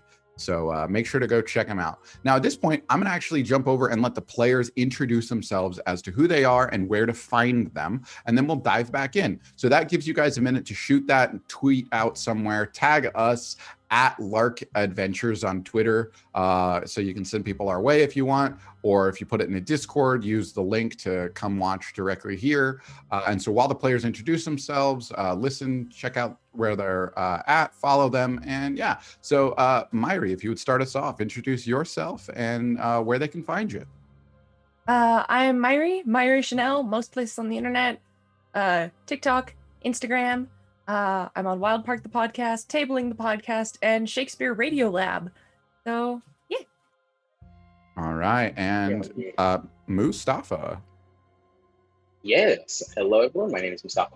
Name's when I see how to say it twice. You can find me as the Super Goat on most places on the internet, including Twitter and TikTok, where I do all the goofs and the TTRPG stuff. So come on down. You can also find me right here over at the Lark Network is where they head to the channel, where we do a bunch of other cool things, including Super Special Color, which is where I run. And you can also find me on off Wednesdays. So Wednesdays where we do not play Cauldareen Chronicles, you can find me playing with Corso himself in another game over at the Dice Cream Sandwich channel. It is a fun time where I get to play a rogue instead. So come on down. And that's me. All right. And Grim. Hello. I am Grim Songbird. You can find me on TikTok as Songbird the Bard. You can find me on Instagram as GrimPunkGram. And you can find me on my own Twitch channel at twitch.tv/grimsongbird. And currently on Saturdays, I do a little show called The Drawing Board, where we take concepts and see what we can do to make them into TTRPGs, mainly D&D. And this Saturday, Corso is actually going to be my guest collaborator. We're going to talk about villains, the concept of villains, what makes them villains, how to make villains. We're just going to be talking villains, and I'm very excited. We're going to do bad guy stuff. We're going to do bad guy stuff. All right. And Amelia. Hey, I'm Amelia Som. You can find me most places on the internet at Amelia Som. You can also find me on the podcast Guild Fellows. Excellent. Thank you so much. And Ivy. Hi, I'm Ivy, Gamer the Girl on TikTok, Instagram, anywhere else you can find me online. When I'm not here every other Wednesday, you can catch me modding Dice Cream Sandwiches chat. And then on Mondays on Dice Cream Sandwiches channel playing, I play a Circle of the Moon Druid on Mondays over on Dice Creams. And every other Friday, so not this Friday, but next, I DM my own game on stream with a group of lovely women who are currently in the middle of a fireball situation. So if you are interested in seeing me DM, I also DM over on my channel. It's called Directification, Gamer the Girl on Twitch. All right. Well, thank you. And I am D&D Corso. You can find me on TikTok at DND_Corso and DND_Corso on Twitter. And I, along with Moose and Amelia, run the Lark Network. And occasionally you'll see them also in the chat, but Lark Shenzi is the other member who helps head up everything with the Lark Network, who is a fantastic member of the Lark Fallen Gods podcast. For those of you who don't know, that's the podcast that started all of this and created the Lark world that we're in. And so we will actually be streaming episode 22 starting on this Sunday, because episode 21 dropped yesterday. You guys can check that out because they do exist in the same world. And I'll give you a hint, they exist at the same time. Other than that, you can jump into our Discord, The Nest, and we'll put that link in there. Just put !Discord, and there's that link. It's 18+ Discord. You can come join, come hang out. Me and the cast go chill after the stream. We chill there, chat with y'all a little bit about the show or things, and just cool stuff. So without further ado, I think we get back into the episode. Yeah? Yeah. Yeah. You got nothing else to do tonight. Yeah. Let's do it. So, Mac has just released you and taken all the information needed, and you were sent off to go get some much needed rest. And you make it back to your apartment. You walk in, and the guard watches all of you. The gnome behind the desk observes all of you and then nods again, staring for a time, this time at both Terex and Brutus for a prolonged amount of time. And then you get on your elevator and find your way up to floor 10. The doors open and you step back out into your familiar apartment. Yes. Tea? Yeah, I think Yeah. that. Yeah, Yes. let's do that. Can we spike the tea? Coffee. Yes. Yeah, please. Yes. Thank you, protein. We'll get coffee going. We'll get tea going. We'll get booze going. We'll Yes, get all the things going. We'll just Thank get you. all of that going. That sounds great. And all members of Team 10 relax in their own unique ways, getting their booze and their coffee and their tea and retreating eventually to their own rooms they found exactly how they left them. I was worried. I was concerned. Cool. I'm gonna knock on Ruby's door. Yeah, come in. He's gonna Sitting on the bed, leaning back against Walk the in. wall, drinking her coffee. walk in with a bottle and close it behind him. As for what kind of booze, you don't know. No, I wouldn't ask either. I'm just gonna take that face value. Jungle juice, you are from the land of nature. Ooh, that would make sense. Oh, I see that. And they proceed to get fucked up. Yeah. He closes the door behind him, says, "Hey, Candle," and then he takes his seat across from you, holding the bottle in his lap, and says, "It's okay if you don't want to talk about it, but I just wanted to check up on you, as I can't speak from experience, but I know being a leader is a very hard thing to do. And, well, we've all definitely experienced a lot of firsts. God, experienced. I need to use that word more. Anyway. Good word. Yeah, thank you. Thanks. Yeah. I just wanted to see how you're doing. And I know I can already come up with multiple things of what I can do to help better, but I wanted to, more importantly, make sure that, you know, you're still here." I'm okay. It'll kind of shrugs and puts the coffee like on her knee. It's gonna take me some time to process, but I appreciate you checking on me. More importantly, how are you? I'm not okay. I may be blunt. And it's, well, really, it's all on me with why I'm not okay. I wasn't really useful when we fought those people in the forest. What do you mean not useful? I got confused. They're obviously not our friends, but I thought they were. I don't know what they did to me, but I didn't like that, and I didn't stop them. Hiccup. Can't put up a hand. You were not in control of that. I am not going to blame you, as it was not your fault. Obviously, there was a lot of things at work that we weren't prepared for. That is not your fault. I understand there are things that we as a team and myself and individuals could do to make ourselves better. But that is not your fault that you couldn't resist a spell or whatever it was that they used. Okay. Cool. Well, let me know if I can help with processing. Oh, well. What does that word mean? I'm working through it mentally. Mm-hmm. Oh, okay. Well, I don't know how I can help with that, but if I can, let me know. I will. Okay. Do you want me to spike your coffee before I go? That depends. What are you drinking?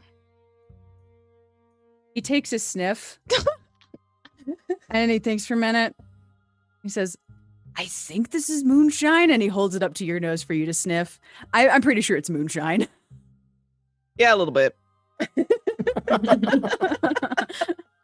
know, it's Friday. Why not? Yeah, a little bit. Yep. He'll raise his bottle to you before he leaves. He's gonna let Terex rest. He's actually gonna let everybody else rest. He's at this point feeling like, no, I should give people their space. And he'll just go do his resting. Excellent. And Rosho77, thanks for that subscription. I appreciate that. Ooh. I would like to poke my head at the door and just call out. When we're all ready, we don't have to do it tonight. I'd like for us all to gather in the living room and just do a quick assessment. We can do it tomorrow. And then she'll like poke her head, like go back in her room. From Brutus's room, there's a affirmative. Aye, aye, Captain. He kind of looks back and looks around and goes, "What's assessment mean?" Or maybe doesn't have much of a vocabulary, folks. We're just gonna do group meeting. Oh, okay. Group meeting. Got it. There you go. Thanks. And Team 10 gets their rest after a long and hard-fought first mission. And as they begin sleep, Brutus has a dream. And in this dream, you find yourself attacking someone, and you cut at them with your blood magic, and you hack them down. And this person falls dead at your feet. And you look at your purple hands and think to yourself, what have I done? And then you tell someone, I won out. And then you find yourself sitting somewhere alone, and you whisper a call to Sarah. Tell him I'm ready. You find yourself furiously shaking some person, saying, tell Kagor I'm ready. And this person saying, I don't know what you're, I can't. And Kagor appears beside you with his dog, Sarah, at his side. And he says, so have we had enough playing with the order? And Brutus, you wake up in the middle of the night,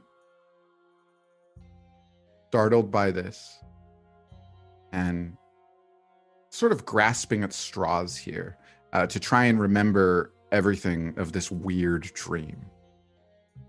Terex, you also have a dream. And you are in a hallway, and you are fighting someone for your life. And he says, you weren't cut out for this. And he slashes at you. You dodge and you sub your sword up and you twist. It was self-defense, but it doesn't feel good. And you withdraw your sword. And you look down at your glowing red hands. And you go back to your room. You hear these whispers in your mind. You hear something calling to you. Something downstairs. Yes, you could get back at them by killing that thing down there. It's what they're doing. It's why they killed those innocent people. That's how you could get back at them. You could upend this whole place. This thought is permeating your mind. You could wreck everything if you just killed that thing downstairs. And you find yourself sitting in the presence of this creature that is strapped to a table. And it is severely wounded, and scalpels and instruments lay about the room, clearly used on it. And you could just end it. And you raise your sword to do so. And something in you says, that's not my thoughts. This isn't right. But your hands still move. And you attack this thing. And as the magic leaves your mind, you panic. You didn't want to hurt this thing, whatever this thing is. That wasn't. You just didn't want to be a part of this group anymore. Why did you attack this thing? And you feel a presence in your mind as this thing looks at you. And as it slowly bobs its head from the fatal wound, it slowly begins to fade. And you try to heal it with your healing ability. You place your hands on it and nothing happens. It can't heal from this, but it looks up. And at the notion of you trying that, it reaches out and you try to pull back, but not fast enough. It touches you. And then it falls dead. And you stammer backwards as a siege is happening on the building and members of this hooded, cloaked group come rushing in. And one of them pulls back their hood, and a light genasi says, "Hello, my friend. It seems like we must be getting you out of here. From what I can tell, someone like you has no business with the order." And you wake up.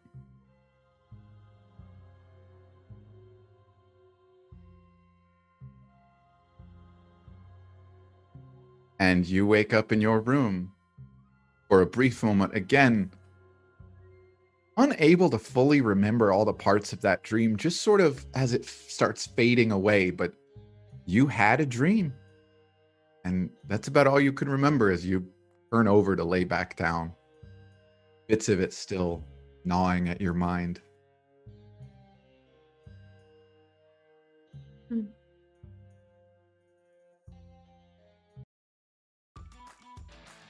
And the door gets thrust open on Team 10's floor as Anafe the half-elf walks in and calls out, "Team 10, report for duty."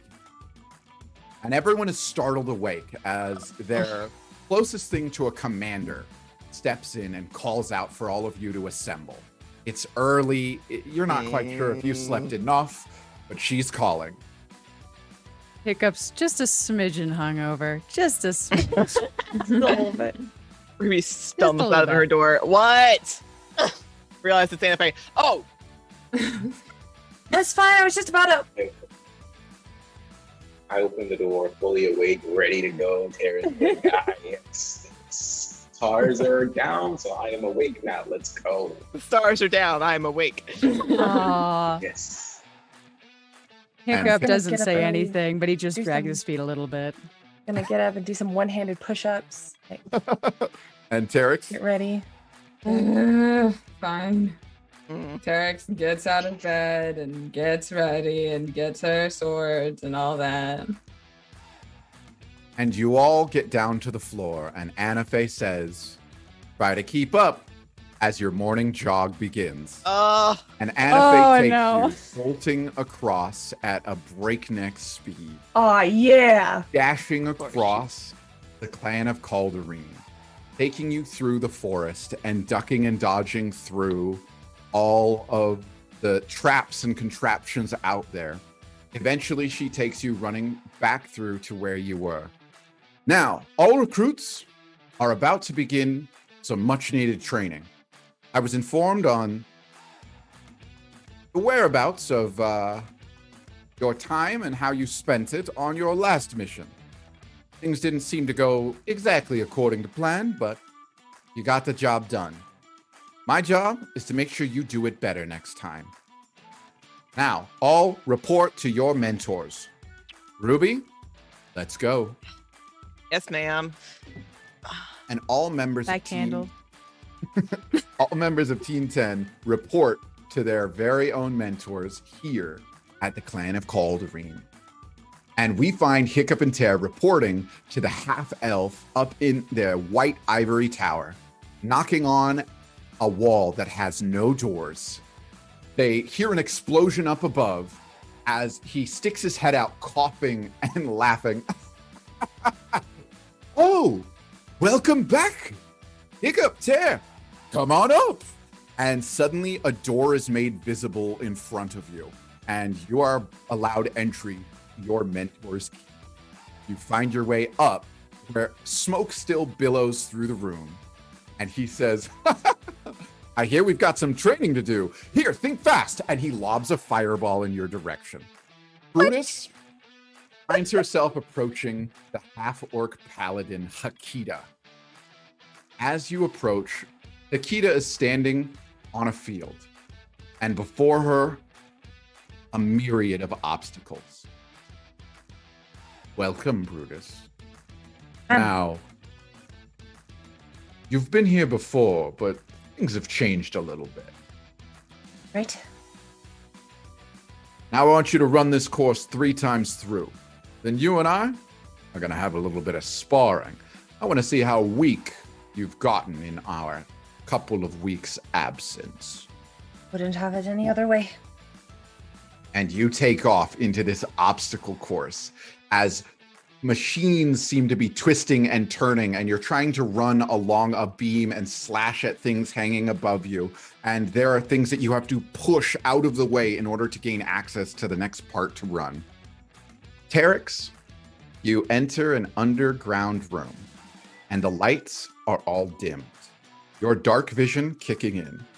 As you look around for Vanzalor, the gnome, your instructor. But you don't see anyone in here. You're pretty sure you heard something, though.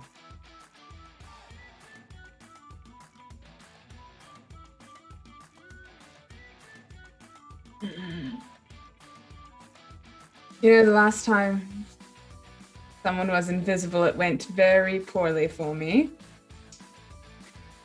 That's what I heard. And he comes right out of hiding, and 2 daggers come slashing down as you raise yours up to parry. And that's what we're working on today. Can't have a mentor like myself losing a trainee so soon. And blood comes gushing out in all directions as he activates his Blood Hunter abilities, and again vanishes. Ruby, you are being led by Anafe as you run through the forest where she likes to practice most. Yep. And she's holding a conversation with you this time, which isn't common. You almost feel like you're being distracted. What are we talking about? Now, I heard you ended up in a pretty tight spot there. Last one standing. Not bad for my protege. That's not where I wanted to be, and you know it. Exactly. You seem to end up exactly where other people want you, as opposed to where you want to be. And as you go to jump, Anafe hesitated a second, and you, on instinct, jumped, thinking everything was fine. And as you do, a barricade springs up in front of you, and you crash into it. And she calls down from up in the tree, "You gotta be better than that. Just because I led you this way doesn't mean it's safe." And she jumps over the barricade and continues running. Let's see what you've got, Ruby.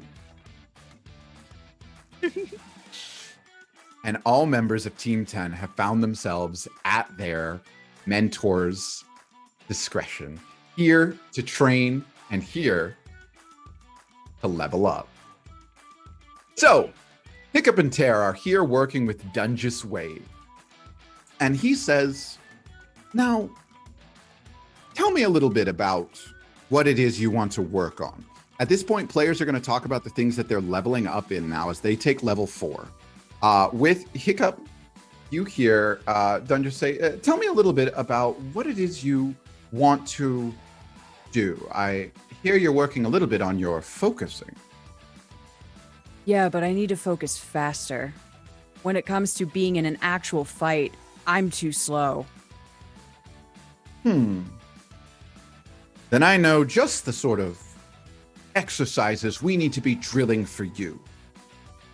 And he says, power up a spell, would you? keeping concentration if you don't mind. Okay. There's At my this spell point, players, you may access your level 4 abilities. list. Cool. Let me grab spell list over here. You know, I don't know if this is a concentration or not. Let me see here. Oh, wow, do I not have any concentration spells? That can't be right. You took Chaos Bolt. Yeah, I'm replacing color spray with Chaos Bolt. And that's a concentration, is it not? Is it? No, I guess not. No. Witch Bolt is, but Chaos Bolt isn't. Yeah, Chaos Bolt is a one-off. Okay. Then he says, never mind. Focus on holding a spell. Be prepared to cast it. He'll hold Shocking Grasp. Now, Ter, would you mind attacking your teammate here? Yes, I can do that. And I'm going to take my hand back and point it forward as I use Guiding Bolt to try and hit. All right, go ahead and what is Guiding Bolt an attack roll? Yes, it is. All right, roll that attack, please. So, that will be 9 to hit. All right, so as a 9 smashes against you, I assume it doesn't hit, right? Yeah, 9 is not my AC. And it blasts against you, and you see it sailed across, and you still hold on to the spell. And he says, excellent, and then follows through with Guiding Bolt again with a 17. 17 does hit. And as he does, deal the damage, actually just make the concentration check right now in order to hold on to your spell. Okay, and with Warcaster, I believe I get advantage on concentration checks. Absolutely. Okay.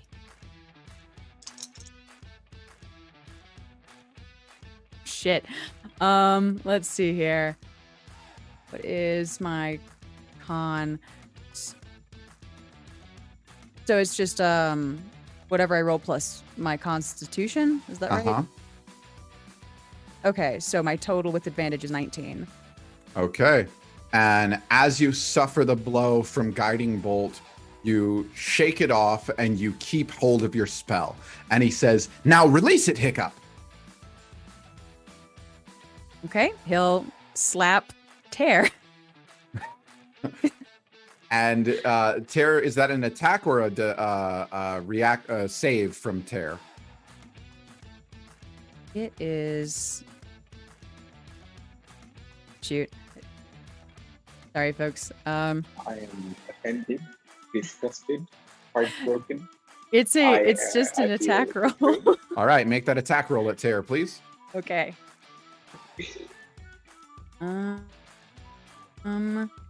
Health plus 4, 16 to hit. That hits. It's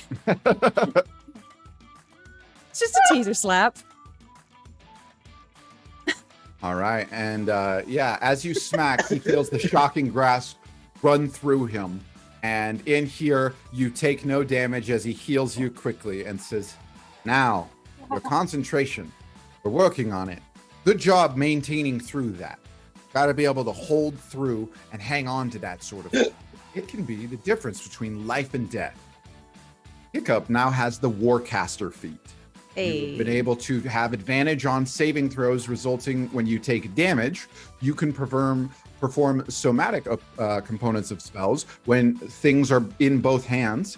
And when a hostile creature's movement provokes an opportunity attack, you can use your reaction to cast a spell instead of swinging a melee weapon if you would like. So now for sorcerers. Now, Tear. Yes. Bit of a question here. Yes. You told in your report you're hoping to improve on your ability to notice things. Yeah, tell me a little bit about what you want. There was a lot of things going on. Being divided, having my attention divided on too many places did not help.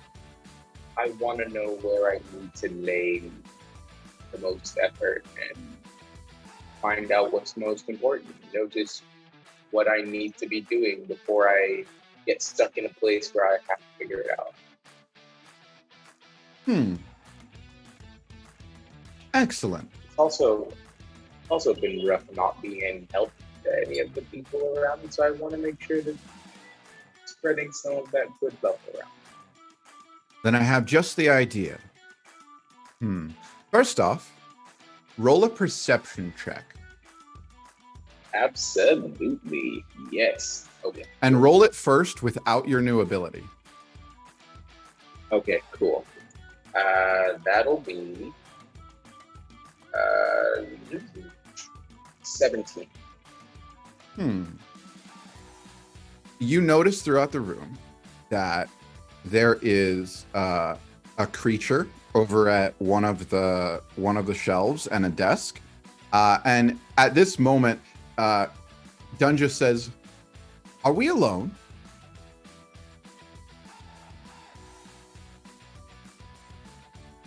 And Yes. he asks you the question, "Are we alone?" Okay. Yes. No. So you've caught on. You've got to be Yes. better about your surroundings. The moment you entered, you didn't ask a question about the creature over there. And yet, it could have been hostile to even me.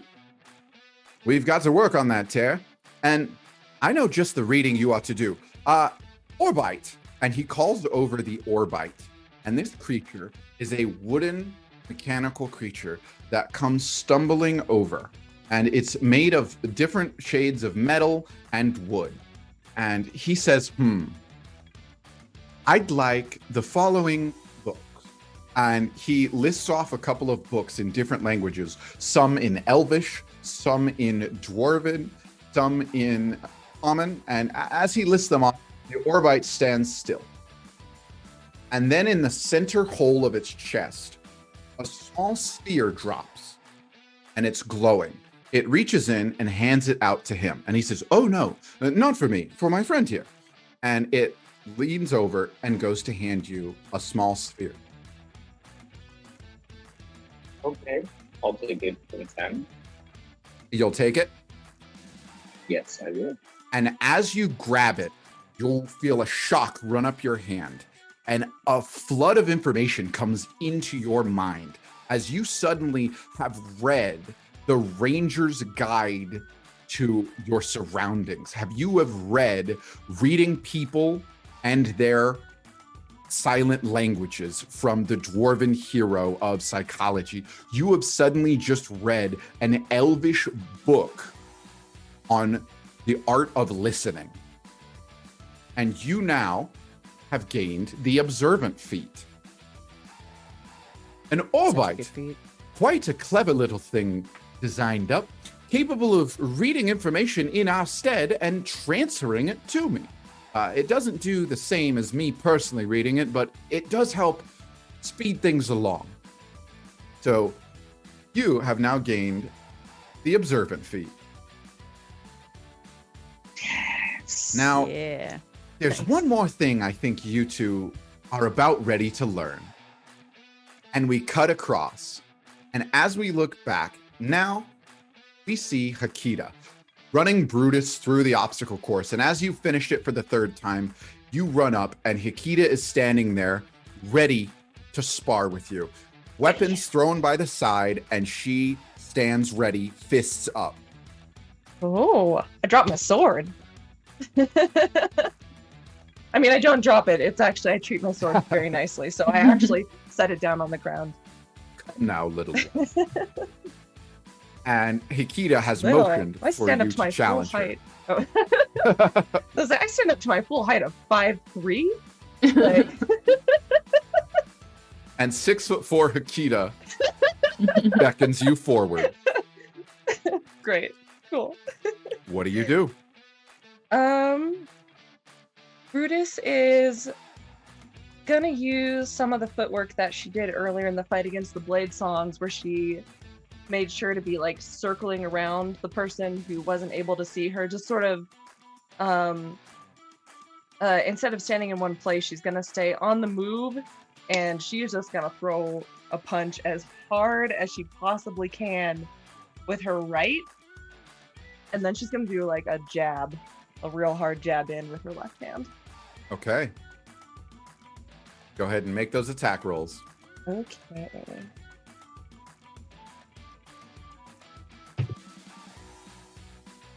It's a 19 plus stuff. That'll hit. Cool. Strictly speaking, I only get one attack. It was supposed to be like a feint sort of thing. Yeah. And so as you throw one and then you slam with the second one, that's a real hit, and it does hit. And you connect with Hakita and you drive that one home. And as you land, there is a connection right back. This one swings at you only for a 5. And so it swings up and you're able to dodge. But Hakita is able to attack more than once. Yep. And for a 19, follows through with your ability to feint, copies you. One swings and the other one is an uppercut as it connects and sends you backwards. And she looks down at you and says, try that again. I'll do it again. And as you approach, Hakita uses her sidestep ability to spin around you and now grabs you from behind in a bear hug as you advanced forward. Make a strength check to try and get out of Hakita's grasp. Okay.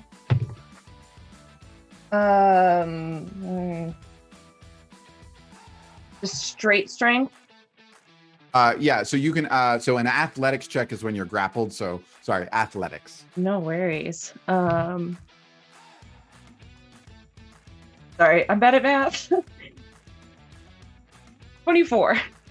And so as you feel her gripping you tightly, perhaps she underestimated you. Oh, no, that's with my new strength. I'm sorry. It's 23.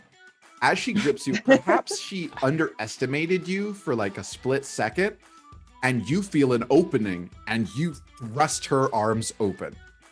Yes. And you dive out from her grasp, and she says, so perhaps you have been keeping in shape. She has. Brutus literally only worked out while we were waiting for Terex to wake up. And with that, you have now gained the boost to your strength. Oh, you have yeah. chosen. Let's get beefy. With the upgrades to your strength, you are now hardier. And Hakita says, perhaps you're ready. And she kicks her sword up and catches it and unsheaths it in a solid, fluid motion. Oh, hell yeah. Brutus doesn't do that. She just picks it up. And she picks up her sword and you unsheath it? Yep. And she says, perhaps you'll be able to learn it yet. And she steps forward as we jump to Terex being bombarded by a gnome, making themselves invisible here and there throughout the basement of this room. And a dagger comes flying at you. Make a dexterity saving throw. Oh, finally, a good roll. Dexterity saving throw, 25. And you dodge right out of the way, solid, as you kind of got the hang of it. You saw that one coming. And in here, Banzalor finally makes themselves seen. Good. You're starting to get a feel for my movements. But most of your opponents aren't going to give you a lot of time to learn. You've got to be able to respond quickly. Now, why don't you try and surprise me? At this point, Terex has been doing some studying and some reading. They've got a couple of new spells and ideas that they haven't gotten a chance to try out yet. Now would be the time. I draw my sword as though I am going to go in for an attack, or both my swords as though I'm going to go in for an attack, and I just slide it. Nail flew off. I slide it across, and when it hits, I cast an Eldritch Blast straight at him. And make that attack roll with advantage because he is surprised. Not great. What is that? That's plus 16. 16 will hit Banzalore. And as you blast, you land one directly hit, and you watch him get hit by it and flip because his eyebrows raised right as he saw it coming. Wait, when did you? And gets blasted by it. And as he lands on the ground, he's laughing. Good. That's the sort of surprise we need. And yet again, he vanishes. I go? Right now, he vanishes. It's your move. He's invisible in the room. How big is this room? This room, it's a small little area that you're currently fighting in. It connects to a larger room, but you're in by like a 30 by 30. I mean, it's like a big space, but not huge. Okay, the area in front of me, in the general direction where I think he might be. I'm going to close my eyes, uncross my swords, and cast Fairy Fire. Excellent. And he needs to make a save, correct? Yes, he does. Dex save. I can tell you a 4 won't pass.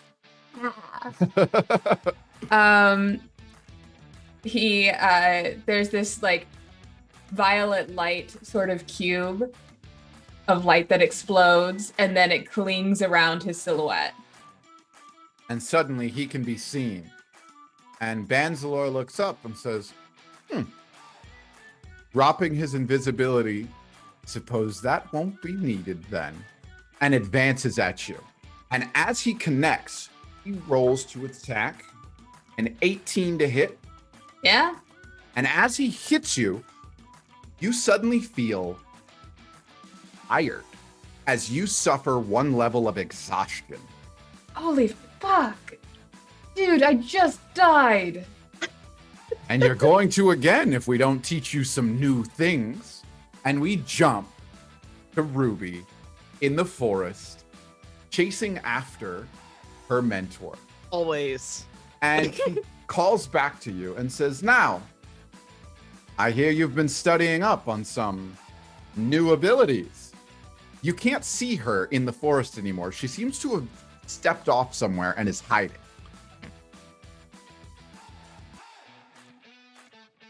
Care to show me one of them? And she steps out, making herself known in the tree ahead of you. Yeah. All right. Let me grab it. How far is she up in the tree? She is, you're also on a tree limb, and she's only Oh. about 15 feet ahead of you. Yeah. Okay. All right. That's fine then. You mean like this? And I whip out a thorn whip in my hand and snap it in her direction. Okay. Make that attack roll. Hold on. Let's see. Ooh, that's not too bad. That is a 16. Excellent. And you collide with her. And as you do, she lets it just smash into her. You know your teacher has the capability to shield herself, but she stood there and let you hit. And as it slashes across her, dealing a wound, she says, seems I'm injured. Shame you can't do anything about that.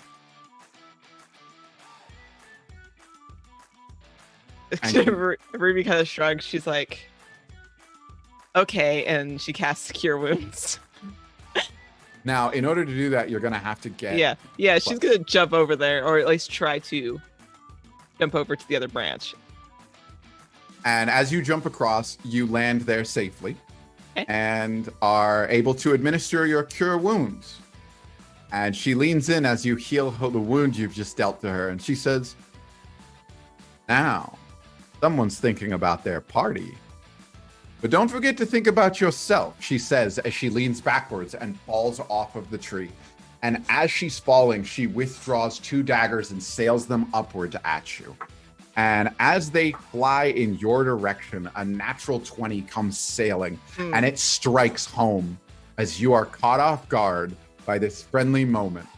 And she says, thanks for the heal, but don't go wasting all of them on me. Good move, though. And she begins running again. Oh, and I run after.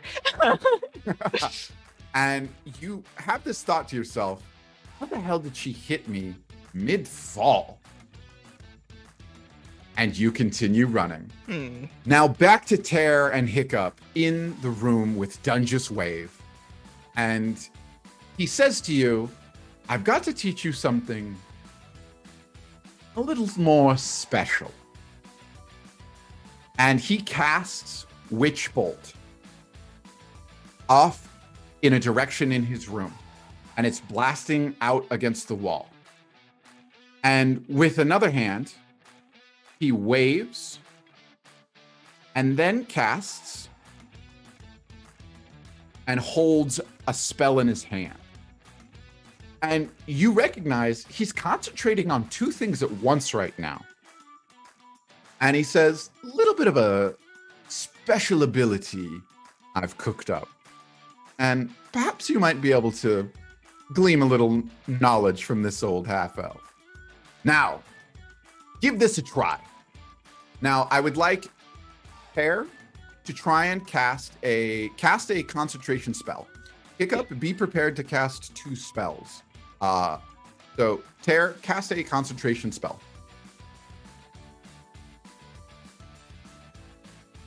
Okay, I'm going to go ahead and cast Detect Magic.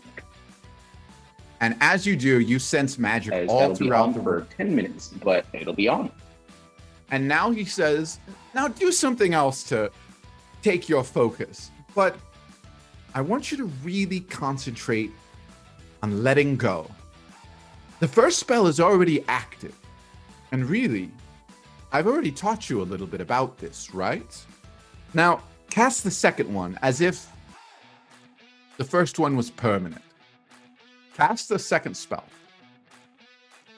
that requires concentration. Oh.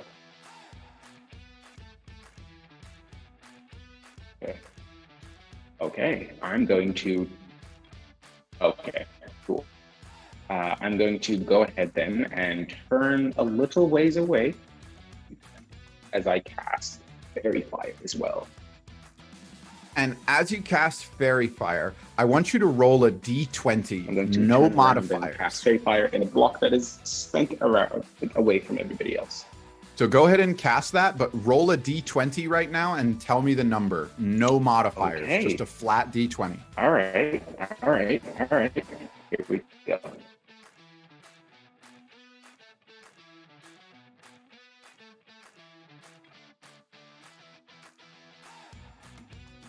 All right, cool. All right, that is a 13. A 13? Okay. As you cast That's a 13. Fairy Fire, That's a with 13. some of the stuff he's taught you and some of what came from the orb that he gave you, Yes. you for a moment maintain both spells and you feel your detect magic still active as Fairy Fire reveals a couple of hidden things around his office. And he says, excellent. Now, Hiccup, your turn. Hold on to one spell in a hand. Okay. Then another.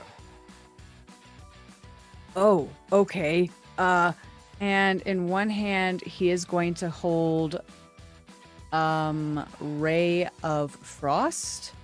And the other hand, he is going to hold his other cantrip, Firebolt. He's holding 2 cantrips, one in Now, each hand. roll a d20 as you go to hold that second spell. Okay. That's a 4. And as you go to activate the second one, there's a flicker and the first spell goes out. And he says, we're still working on it, but You have the workings in your mind. Care was able to do it. I promise you'll get the hang of it. Let's keep working. Both of you have just unlocked a special homebrew ability called Split Focus Casting. Once a day at your current level, once a day, you will be able to cast a concentration spell while you already have one active. You have to roll a d20 to determine what happens though. 10 to 20 and both spells stay active. 9 to 2 and the first spell fades away, but you still cast the second one like you meant to. If you roll a nat 1, you misfire your concentration and you drop both spells, costing your action. Oh. But you now have the ability to, 50% of the time, cast 2 concentration spells once a day. Oh, that's so dangerous. And now, fucking go. Brutus, I'm ready. you are sidestepped again and kicked by Hakita. And she says, come on, I saw. You almost had it there. Give Right. it another go. Right. This time, Hakita takes a swing at you. And it seems like she swings with an 11. Does an 11 hit? Nah. How much does it miss your AC by? I guess I could just look at my character sheet instead of doing it by memory. Misses it by 5. And as she swings, you see an opening. It's almost like she was going sort of slowly, and you can see a path. Like your brain just sort of tells you, with all the training you've done with her, you've seen this sort of opening before that she takes advantage of, where she steps behind the person. Ooh. I give it a try. And as you move, you find yourself sliding right behind her, and you take it upon yourself. You're in a perfect shot to swing at her. Yeah. I can do that. Swing at Hakita with advantage. Ooh. I roll really bad both times. For like 11. And with a quick twist of her blade, Hakita catches her famous move that you've just used against her and knows an attack is coming. She turns her blade behind her back and deflects, catching you. And she looks at you and laughs. That's the spirit. Brutus, you have just unlocked Sidestep. If a creature misses an attack on you by 5 or more, as a reaction, you can maneuver behind them and have advantage on your next attack. Oh, that's sick. Hell yeah. Terex, Banzalore has just cast a bunch of things at you, but you're still kind of reeling from that hit that gave you a level of exhaustion, and you haven't quite recovered from it. I mean, I'm just swinging at everything he's throwing at me as much as I can. And as you're swinging wildly and trying to catch everything, he says to you, now, you're doing well to stay on your feet, especially after a hit like that. And he lands another hit, delivering a level of exhaustion. You are now 2 levels of exhaustion in. You have disadvantage on ability checks, and your speed is cut in half. And he says to you, but it's better if you are able to hit where it counts. And he steps forward and he places a hand on you and says, I can lift this, but you've got to land a good hit first. Take everything I've taught you and put it to work. Now, Terex, I need you to roll an attack against him. Your attacks do not have disadvantage, but your speed is cut in half, so you're a little slower, and your ability checks will. So roll an attack against it. Okay.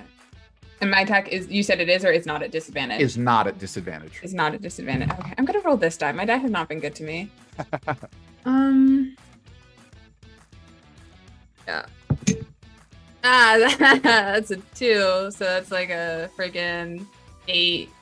And as you slash in that direction, you miss, and he completely slides away.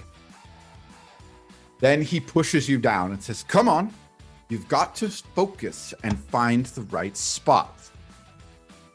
Remember your training. Swing one more time. Okay, I'm gonna take a second to just sort of look at him, breathe for a moment, and then try again. With the other Because you sword. took a moment to relax, roll with advantage.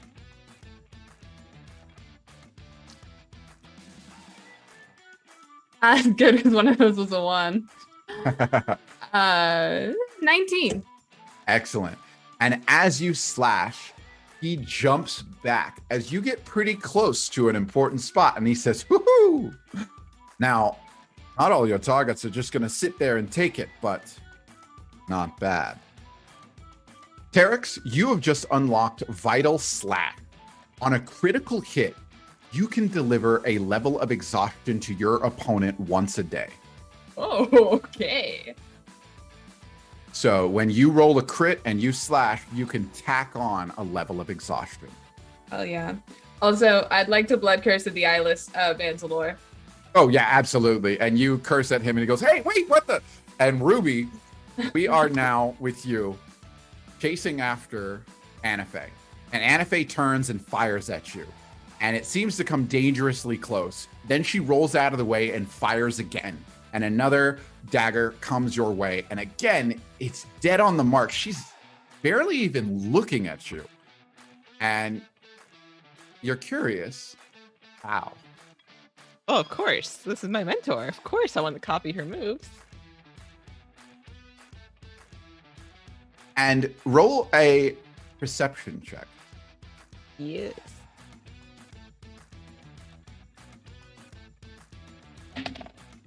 That's a 19. 18. Excellent. And you see as she turns around for a split second, you see a glow of magic cross her hand as she launches this dagger at you. And it was a split second flash, but you've been paying attention and you saw it this time. And that dagger comes again, and the hilt of it nails into your shoulder, blade side out. Hilt just smacks into your shoulder, and you feel kind of a thud there, a pretty solid hit. But you caught a little glimpse of magic. I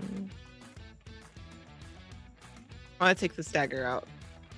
It didn't stab you. It okay. just smacked into you. It just smacked into her. Okay. Yeah. Can I pick it up? Yeah, absolutely. Can I fling it back at her?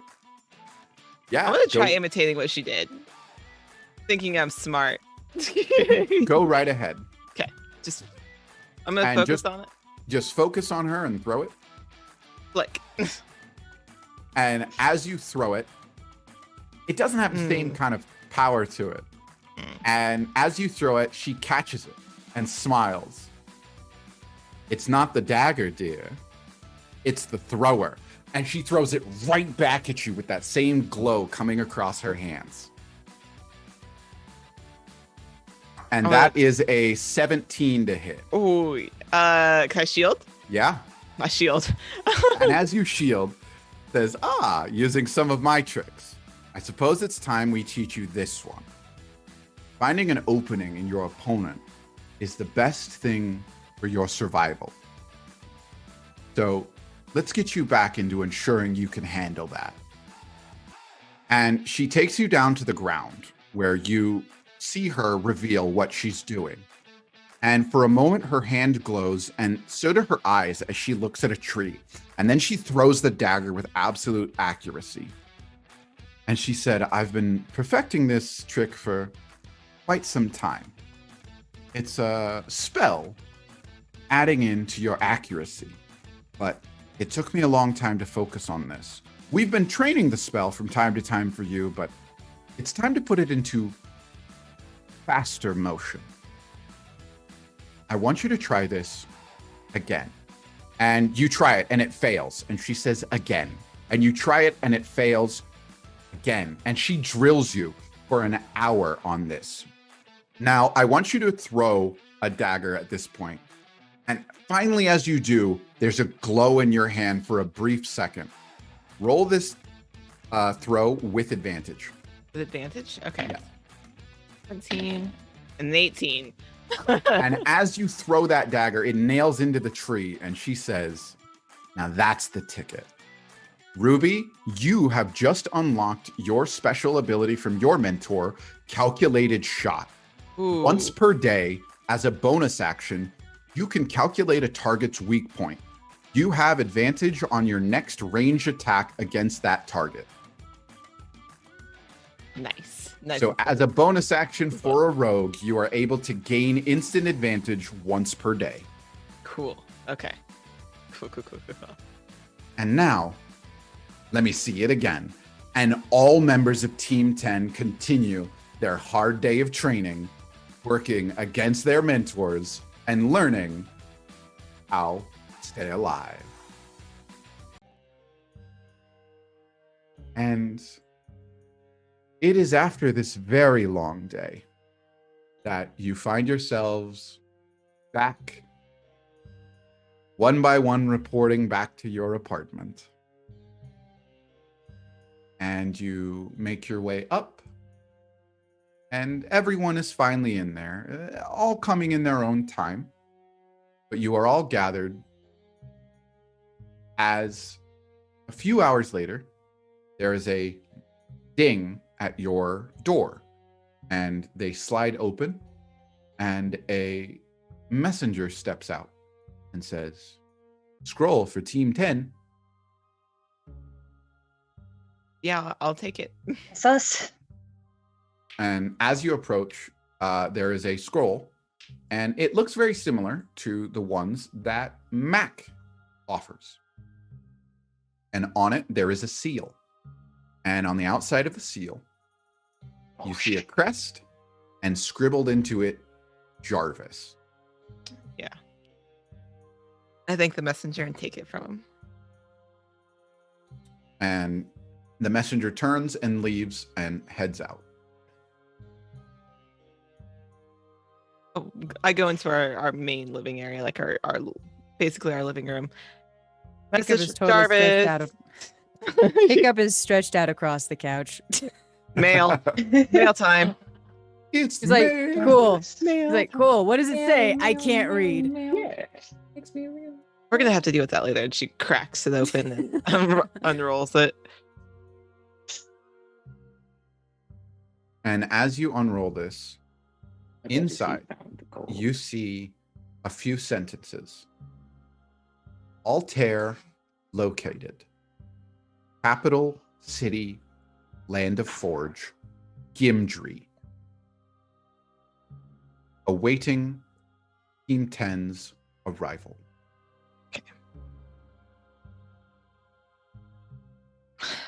Okay. Breathe it aloud. Roll it back up.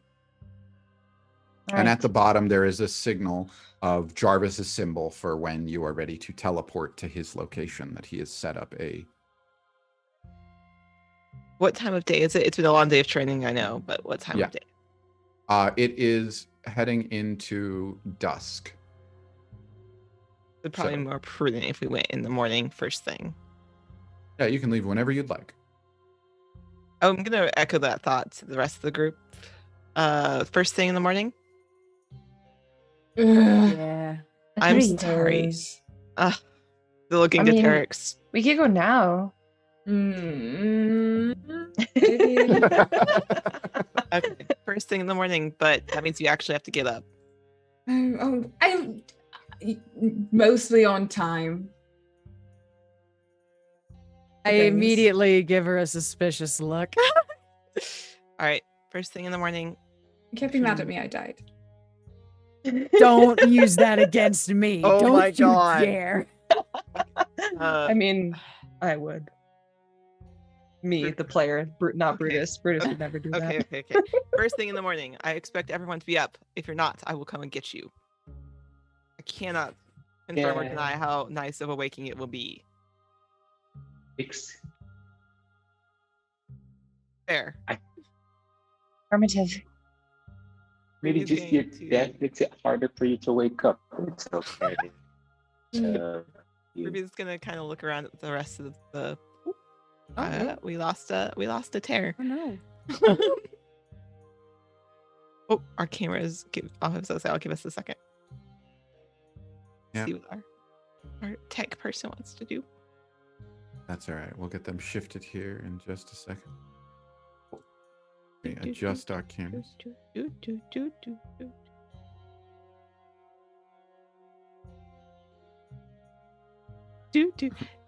Myra's Unless, now. yeah, unless what we do is we just have an extra thing. Join us. Join us. Join us. One of us. One of us. As Corso like quickly pulls out his phone. Oh, there's our. Oh, okay. Hey, we're coming back. Hold on, we're loading in. Oh, look, man, look I up was in now. the DM box. I get to be Man. Hiccup now. My condolences. Right. Oh, what do I want to do with this moment of power? Should I go mad with it? Probably. Wait, do I do it? Like, do I kill them now? Meteor Hey, swarm. welcome Damn back. it. Hey. My chance. Okay. He's buddy. frozen. So Moose is frozen, but he looks very adorable. He's like back for a second. No, as Ruby is telling them, if you're not think we're up in the morning, I will come and get you. Just gonna shrug. I think I'm good. Yeah, welcome back. There he is. She's gonna shrug and look at the rest of the party. I do owe you all an apology. As the leader of our last mission, I feel I failed. I would appreciate if you didn't argue with me on the point, as it is how I feel. I can only promise that I will strive to do better as your leader. But I do apologize for the instance of how it happened last time. And I hope you can forgive me. Hiccup raises his hand. Yes, Hiccup. Still lounging on the couch, but he raises his hand. Yes, May I Hiccup. argue with you about one thing? That depends on what the thing is. Remember when you were telling me about how these things were out of my control? Okay, yes. Those things were out of everyone's control. Okay, Well, that but includes you. also. Okay, but also. You are doing your best, Candle. Well, I will strive to do better than my best then. I'm not concerned. Oh, sorry. You go ahead. No, you go. I'm not concerned about us being in danger. We all know what we're here for. Things happen. We get hurt. We die. But I do want us, if we have a chance to not put other people in danger, I want us to take that chance next time. There's a man dead who maybe wouldn't be if we had warned him. I can't agree, or I can't tell you that I'm always going to agree on your decisions. However, I will try to take your decisions into consideration in the future. That's all I ask. Thank you. I know you said don't argue the point about you feeling like you failed or whatever, but for what it's worth, I do not hold you solely responsible for what happened. I think one of those shitty situations that bad luck. If it makes any of you feel any better, I did take some healing things. I feel there was a point in my training I was negligent with. So we'll continue to improve. Yeah, I'm done with being afraid of myself. So I'm working on it. I'm not holding myself back anymore. But all I can hope for is that whenever I spaz, I just hope that it doesn't hurt people I care about. If it does, we will deal with it then. But I Yeah. know that we all have a long trip ahead of us, so I will let you all get some rest. Good night. And she will leave you all to your own devices as she heads to her room. Gonna make some tea. I was just about to say that. Always with the tea. Oh, was it Hiccup good? sits up and goes, Can I have some? May I have some? Yeah, Is sure. that the right phrase? Yes. Either one. People are like actually correcting you on it. They're being overly pedantic, and you should just ignore them. Okay. Not sure what pedantic is, but probably that. Yeah. It means that they're paying more attention to the words you're using for just the sake of being a dick, Mm. rather than trying to actually understand what you're trying to say. Yeah, I've known some Oh. folks like that. I now know what that word means. So tea. Yeah. And does I Ruby will- go to sleep? Hiccup will pass out on the couch. Actually. Yeah, He doesn't even Ruby- sleep in his own room. She'll probably stay awake for a little while, thinking about things, and then eventually going to sleep. Yes. Okay. And I for will knock on chat, her door and ask if she wants some tea. But for yes. chat, Ruby took the Magic Initiate Druid. So I'm still 4 levels in Rogue. I just have Druid Yes. spells that I can use.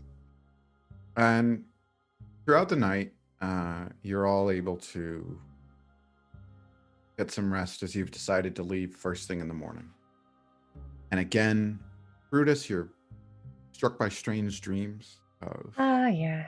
a lover that you don't quite know, but Yeah, that's weird. a pain of losing them, and a rage, twisted, hateful rage Welcome about to it. the club. And then you wake up. And Terex, about the same time, you're again having an interesting dream. And you aren't quite sure what you're seeing. It's your family, I think, and you're pretty sure that they're proud of you for something. You're leaving home. You're promoted, and that makes you happy. It makes them proud. You're promoted to watch over another garrison. But and then you wake up. And we'll pause for a sec because I know looks like we got Moose there with another drop out, it seems. It's But- not a stream without some tech issues, you know. Yeah. Right? That's just how it is. Like that's just how it be. just welcome to Twitch streaming, everybody. This is the realities. This is how it works. This is how it works. At least one person drops at least. And Mm-hmm. we'll give it like 2 seconds. We're just about to button up some stuff. I'm gonna do this. See if that aids it.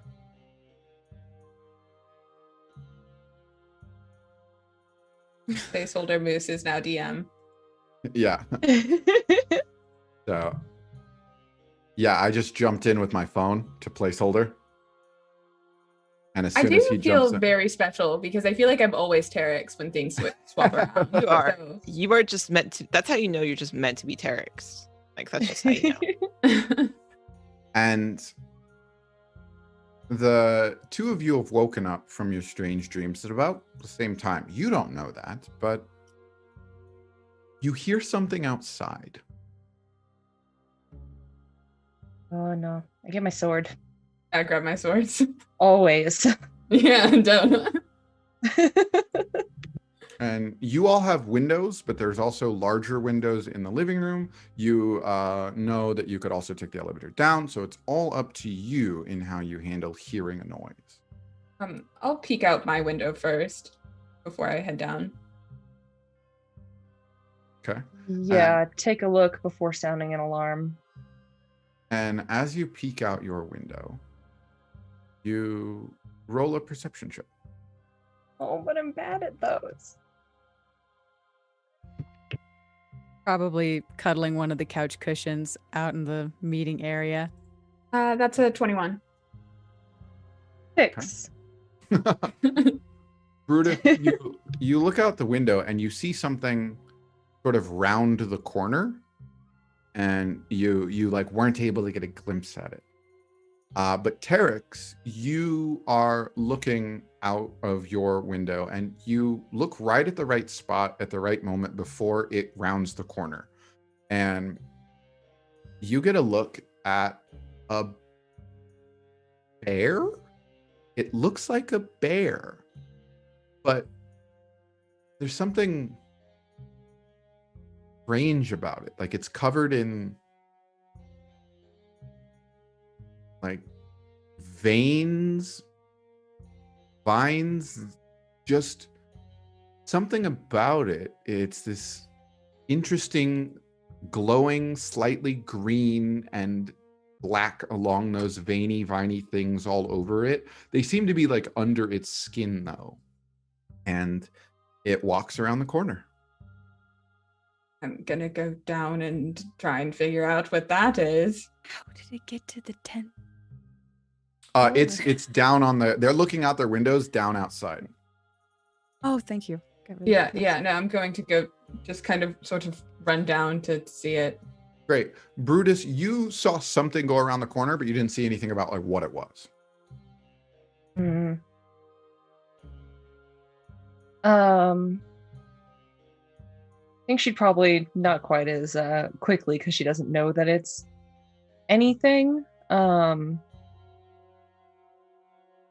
She'll probably get up with the sword and just give a quick knock at Ruby's door. Probably the first person I should let know. You just knock, Yeah. okay, yeah. She wakes up, instantly up. Yeah, opens the door. I just saw something creeping about, didn't get a good look. Heard a noise, thought I'd maybe go check it out. Okay, yeah, I'll come with you. She kind of grabs at her daggers, and slings them across her waist, and follows. Yeah. Kind of looks over the hiccup on the couch. Like He has a room. I don't. Anyways, and she'll take the elevator down. Yeah. And so Terex, Ruby, and Brutus have all left. Yeah. And so Tara and Hiccup would still be in the house. Yeah, in their You house. and didn't they're wake asleep. me up. I thought about it, but then I was like, if something goes amiss, I would rather Hiccup be there. That way, if like something comes in, he'll wake up. That's fair. That's what I was like. I want to wake him up, but also. But also, could be nothing. And you get down to the main floor, and the gnome looks over at you and watches you walk out. He doesn't say anything. No, just looks at you all. Okay. She'll kind of give like a little like nod in his direction and then head out. Which Just way did give, you like, say a it went? little, like, Do I see Uh, Terex when we walk out, or is she like fast already around the corner? Terex, as your teammates came, would you have waited for them? Because you would have seen Ruby like Brutus step out of a room to knock on Ruby's, but you would have initiative here if you would have gone down first. I might scout ahead just a little bit to see if I can see where the thing went, but I'm not gonna like pursue all by myself. Okay, cool. So yeah, you took it down, and by the time you got down, it went right back up to catch them. So there's like a 60-second head start you have to like get out the door and around the corner, and you see, and you can peek around the corner, and you can see this thing slowly making its way down the street. Okay. I'm just gonna keep an eye on it till they get there and, move up only as much as I need to keep within sight if it's moving slowly. And it stops, and it sits down, and it looks up, and it is stopped on the backside of the trainee building, and it's looking up. And at this point, Ruby and Brutus come out the front door, and they would see you at the end. Do I see them? Roll perception. If you're staring at the bear, maybe you don't hear them. Maybe I don't hear. That's Like, maybe I 9. don't. That's a 9. No, you No. don't notice them because your eyes are transfixed. You saw that they were coming, but you didn't like see that they have arrived. So yeah, Ruby and watching. Brutus. I will see, because we can see Terex in front of us, correct? Yeah. Terex Okay, is I'll like kinda, back to the wall, looking around a corner. I'll kind of, gesture to Brutus to and we'll approach kind of quietly as to not spook whatever might be that she's staring at. Okay. Terex, you're there and your teammates arrive. You've now become aware of them because they like come right up to you. There's a weird bear thing looking at the sky. Are there torches out here? Weird bear things. Like- There's little bits of torch all around the area, glowing just a bit. Cool, because I I'm a also- human. I also have produce flame, so depending on how dark it is it, how dark is it? Is it middle of the night? No, it's like with the torch system that they have going on, you can see on the street. It's not like dark. It's just like lanterns are lit and you can see. Okay. Okay. Yeah. Fires, what is that? I'll peek around the corner. Do I see what she sees? So as you peek around the corner, you all see the same thing. Okay. This bear stopped at the backside of the building where the trainees live, and it's looking straight up. I want to follow its eyesight. Is that? What is it? And as you follow its eyesight, you count 1, 2, 3, 4, 5, 6, 7, 8, 9, 10 windows up.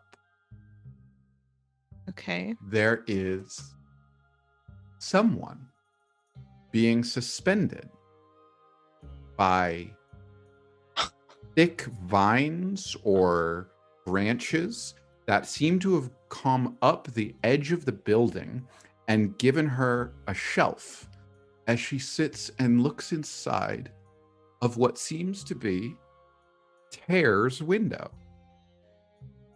And she cocks her head one way and cocks her head the other way. I strongly dislike this.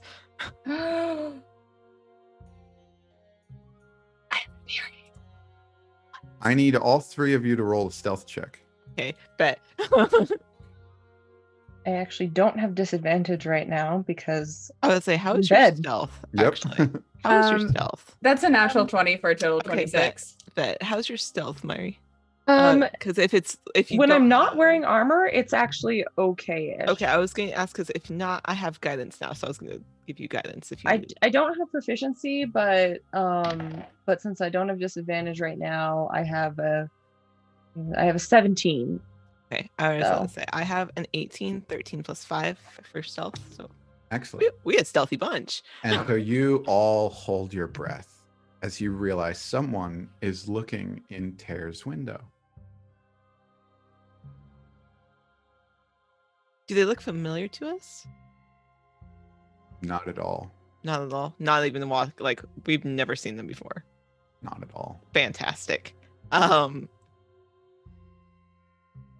Crap. And the branch extends her now over to look inside Hiccup's room. Where you- And she looks around and there's no one in there. And she kind of slumps her shoulders a little. And the third room also seems empty, as no one took a room next to Hiccup. And she looks in.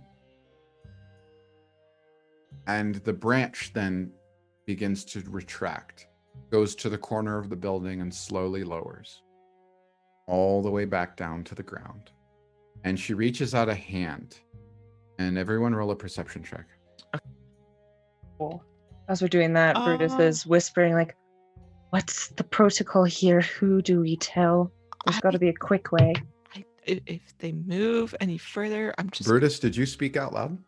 Yeah, she's whispering.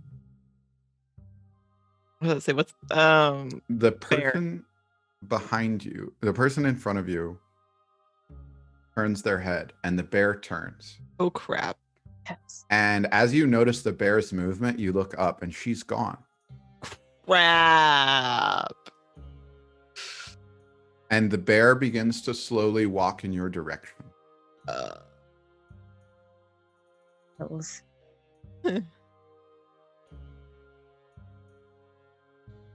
It doesn't seem like is it approaching aggressively, or is it just kind of shambling It's towards just us? sauntering your way. Like, is it quite a large bear? Oh, it's a big bear. Okay, great. Just for reference, I just wanted to make sure. And its eyes are glowing in the night. That's what I was And about these to say. weird glowing green and black, thick vine-like veins underneath its skin. Does it have hold monster? No. So we do not have access No. to at this level. I'm just Did gonna you take say it- that out loud? No, that was Out Ivy. of character? Sorry. Okay. That's sorry. I should have specified. I'm just going to take a couple steps forward. Oh, forwards. Towards it? Yeah. Okay. You step forward, and it's still sauntering your way. It's got like half a building to go, and it seems to be very slowly just taking its time. Ruby, Brutus, what do you do? Well, since even the whispering notified her, I was already knows. I'm worried that somebody's gotten into Cauldareen, and we would know who to alert like at this hour of the night, correct? Yeah. Like if something was to happen. Okay.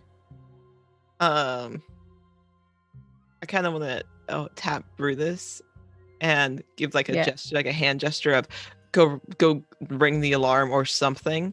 Mhm. Like go do that and then step forward behind Terex. Brutus will be like, "You're faster." Are you can you handle this?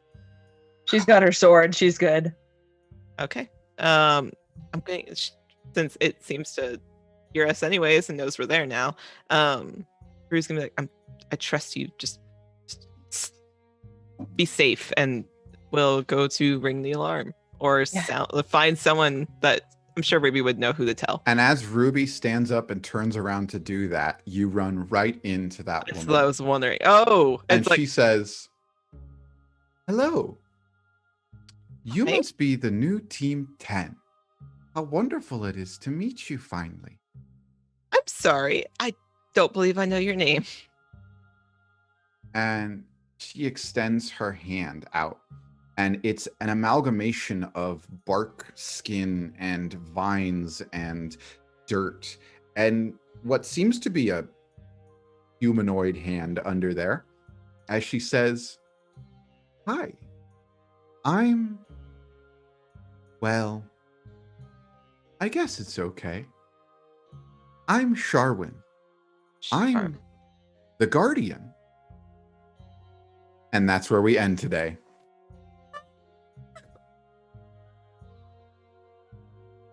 Just, Okay, cool. Cool. hey, bark lady, Oh, Awesomeness again. She's a barking up the wrong tree. Well, you know, peeping Tom over here, just peeking into Tere's room. that's why I was like, I dislike this strongly. she's fine. They're harmless. Terex should be the most suspicious, seeing as she just died. Oh yeah, like I'm gonna die in 2 back-to-back sessions. Knock on wood. Okay. You're like, please. I was gonna say, be careful what you say.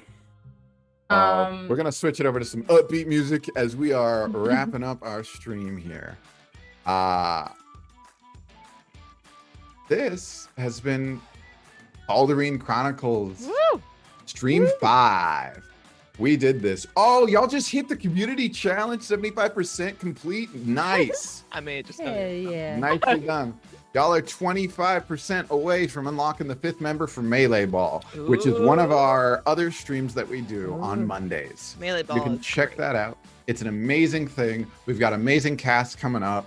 I hope you guys enjoyed today's episode. I hope you enjoyed the cosplay and all the stuff we did in this for y'all. And we do this for y'all because it's a ton of fun. And I don't know. I don't think we have to be famous voice actors to get somewhere. And no knock on that. But I think people ought to watch out. We're coming for you. And with that fun, come check out Melee Ball on Mondays. It's a D&D sporting game built from the ground up. Great way to get into D&D combat and have a lot of fun treating it like an e-sport. It's a total blast. It's wild. Tuesdays, we do a special show run by Amelia Sum that is called Atypical Table, where we bring in guests to run their own shows on our channel every month. So they'll get to be getting a taste taken from some of our audiences, making sure they have a good crowd, making sure that we have them set up well. And it's one of those things that we want to keep pushing and pursuing. And anything you do to help us, we want to be able to give it back to other people. Then we've got this every other Wednesday. So we'll see you in 2 weeks for this show. And Zep, while I'm doing this, would you find us someone to raid? Ooh, yeah. Cool. And then we also have Thursday nights. So tomorrow night, we have a show called Monsters Out of Context. So there are 3 different things in the show today alone that you heard about. You heard about the Orbite, you heard about the Synchron, and you heard about the Light Genasi. All of those are monsters or creations that we built in Monsters Out of Context. It's a really fun kind of improv style show thing about monsters. We tell you about 2 monsters every week that we do some research on. Then we improv storylines, campaign ideas, NPC ideas, and then we create an opposite inverted version of that monster. And we give those out to folks on our Patreon here starting this week. This week, they're going up. That you can have these brand new monsters. And the lovely Myri Chanel, who plays Brutus, is actually the designated artist for those new monsters.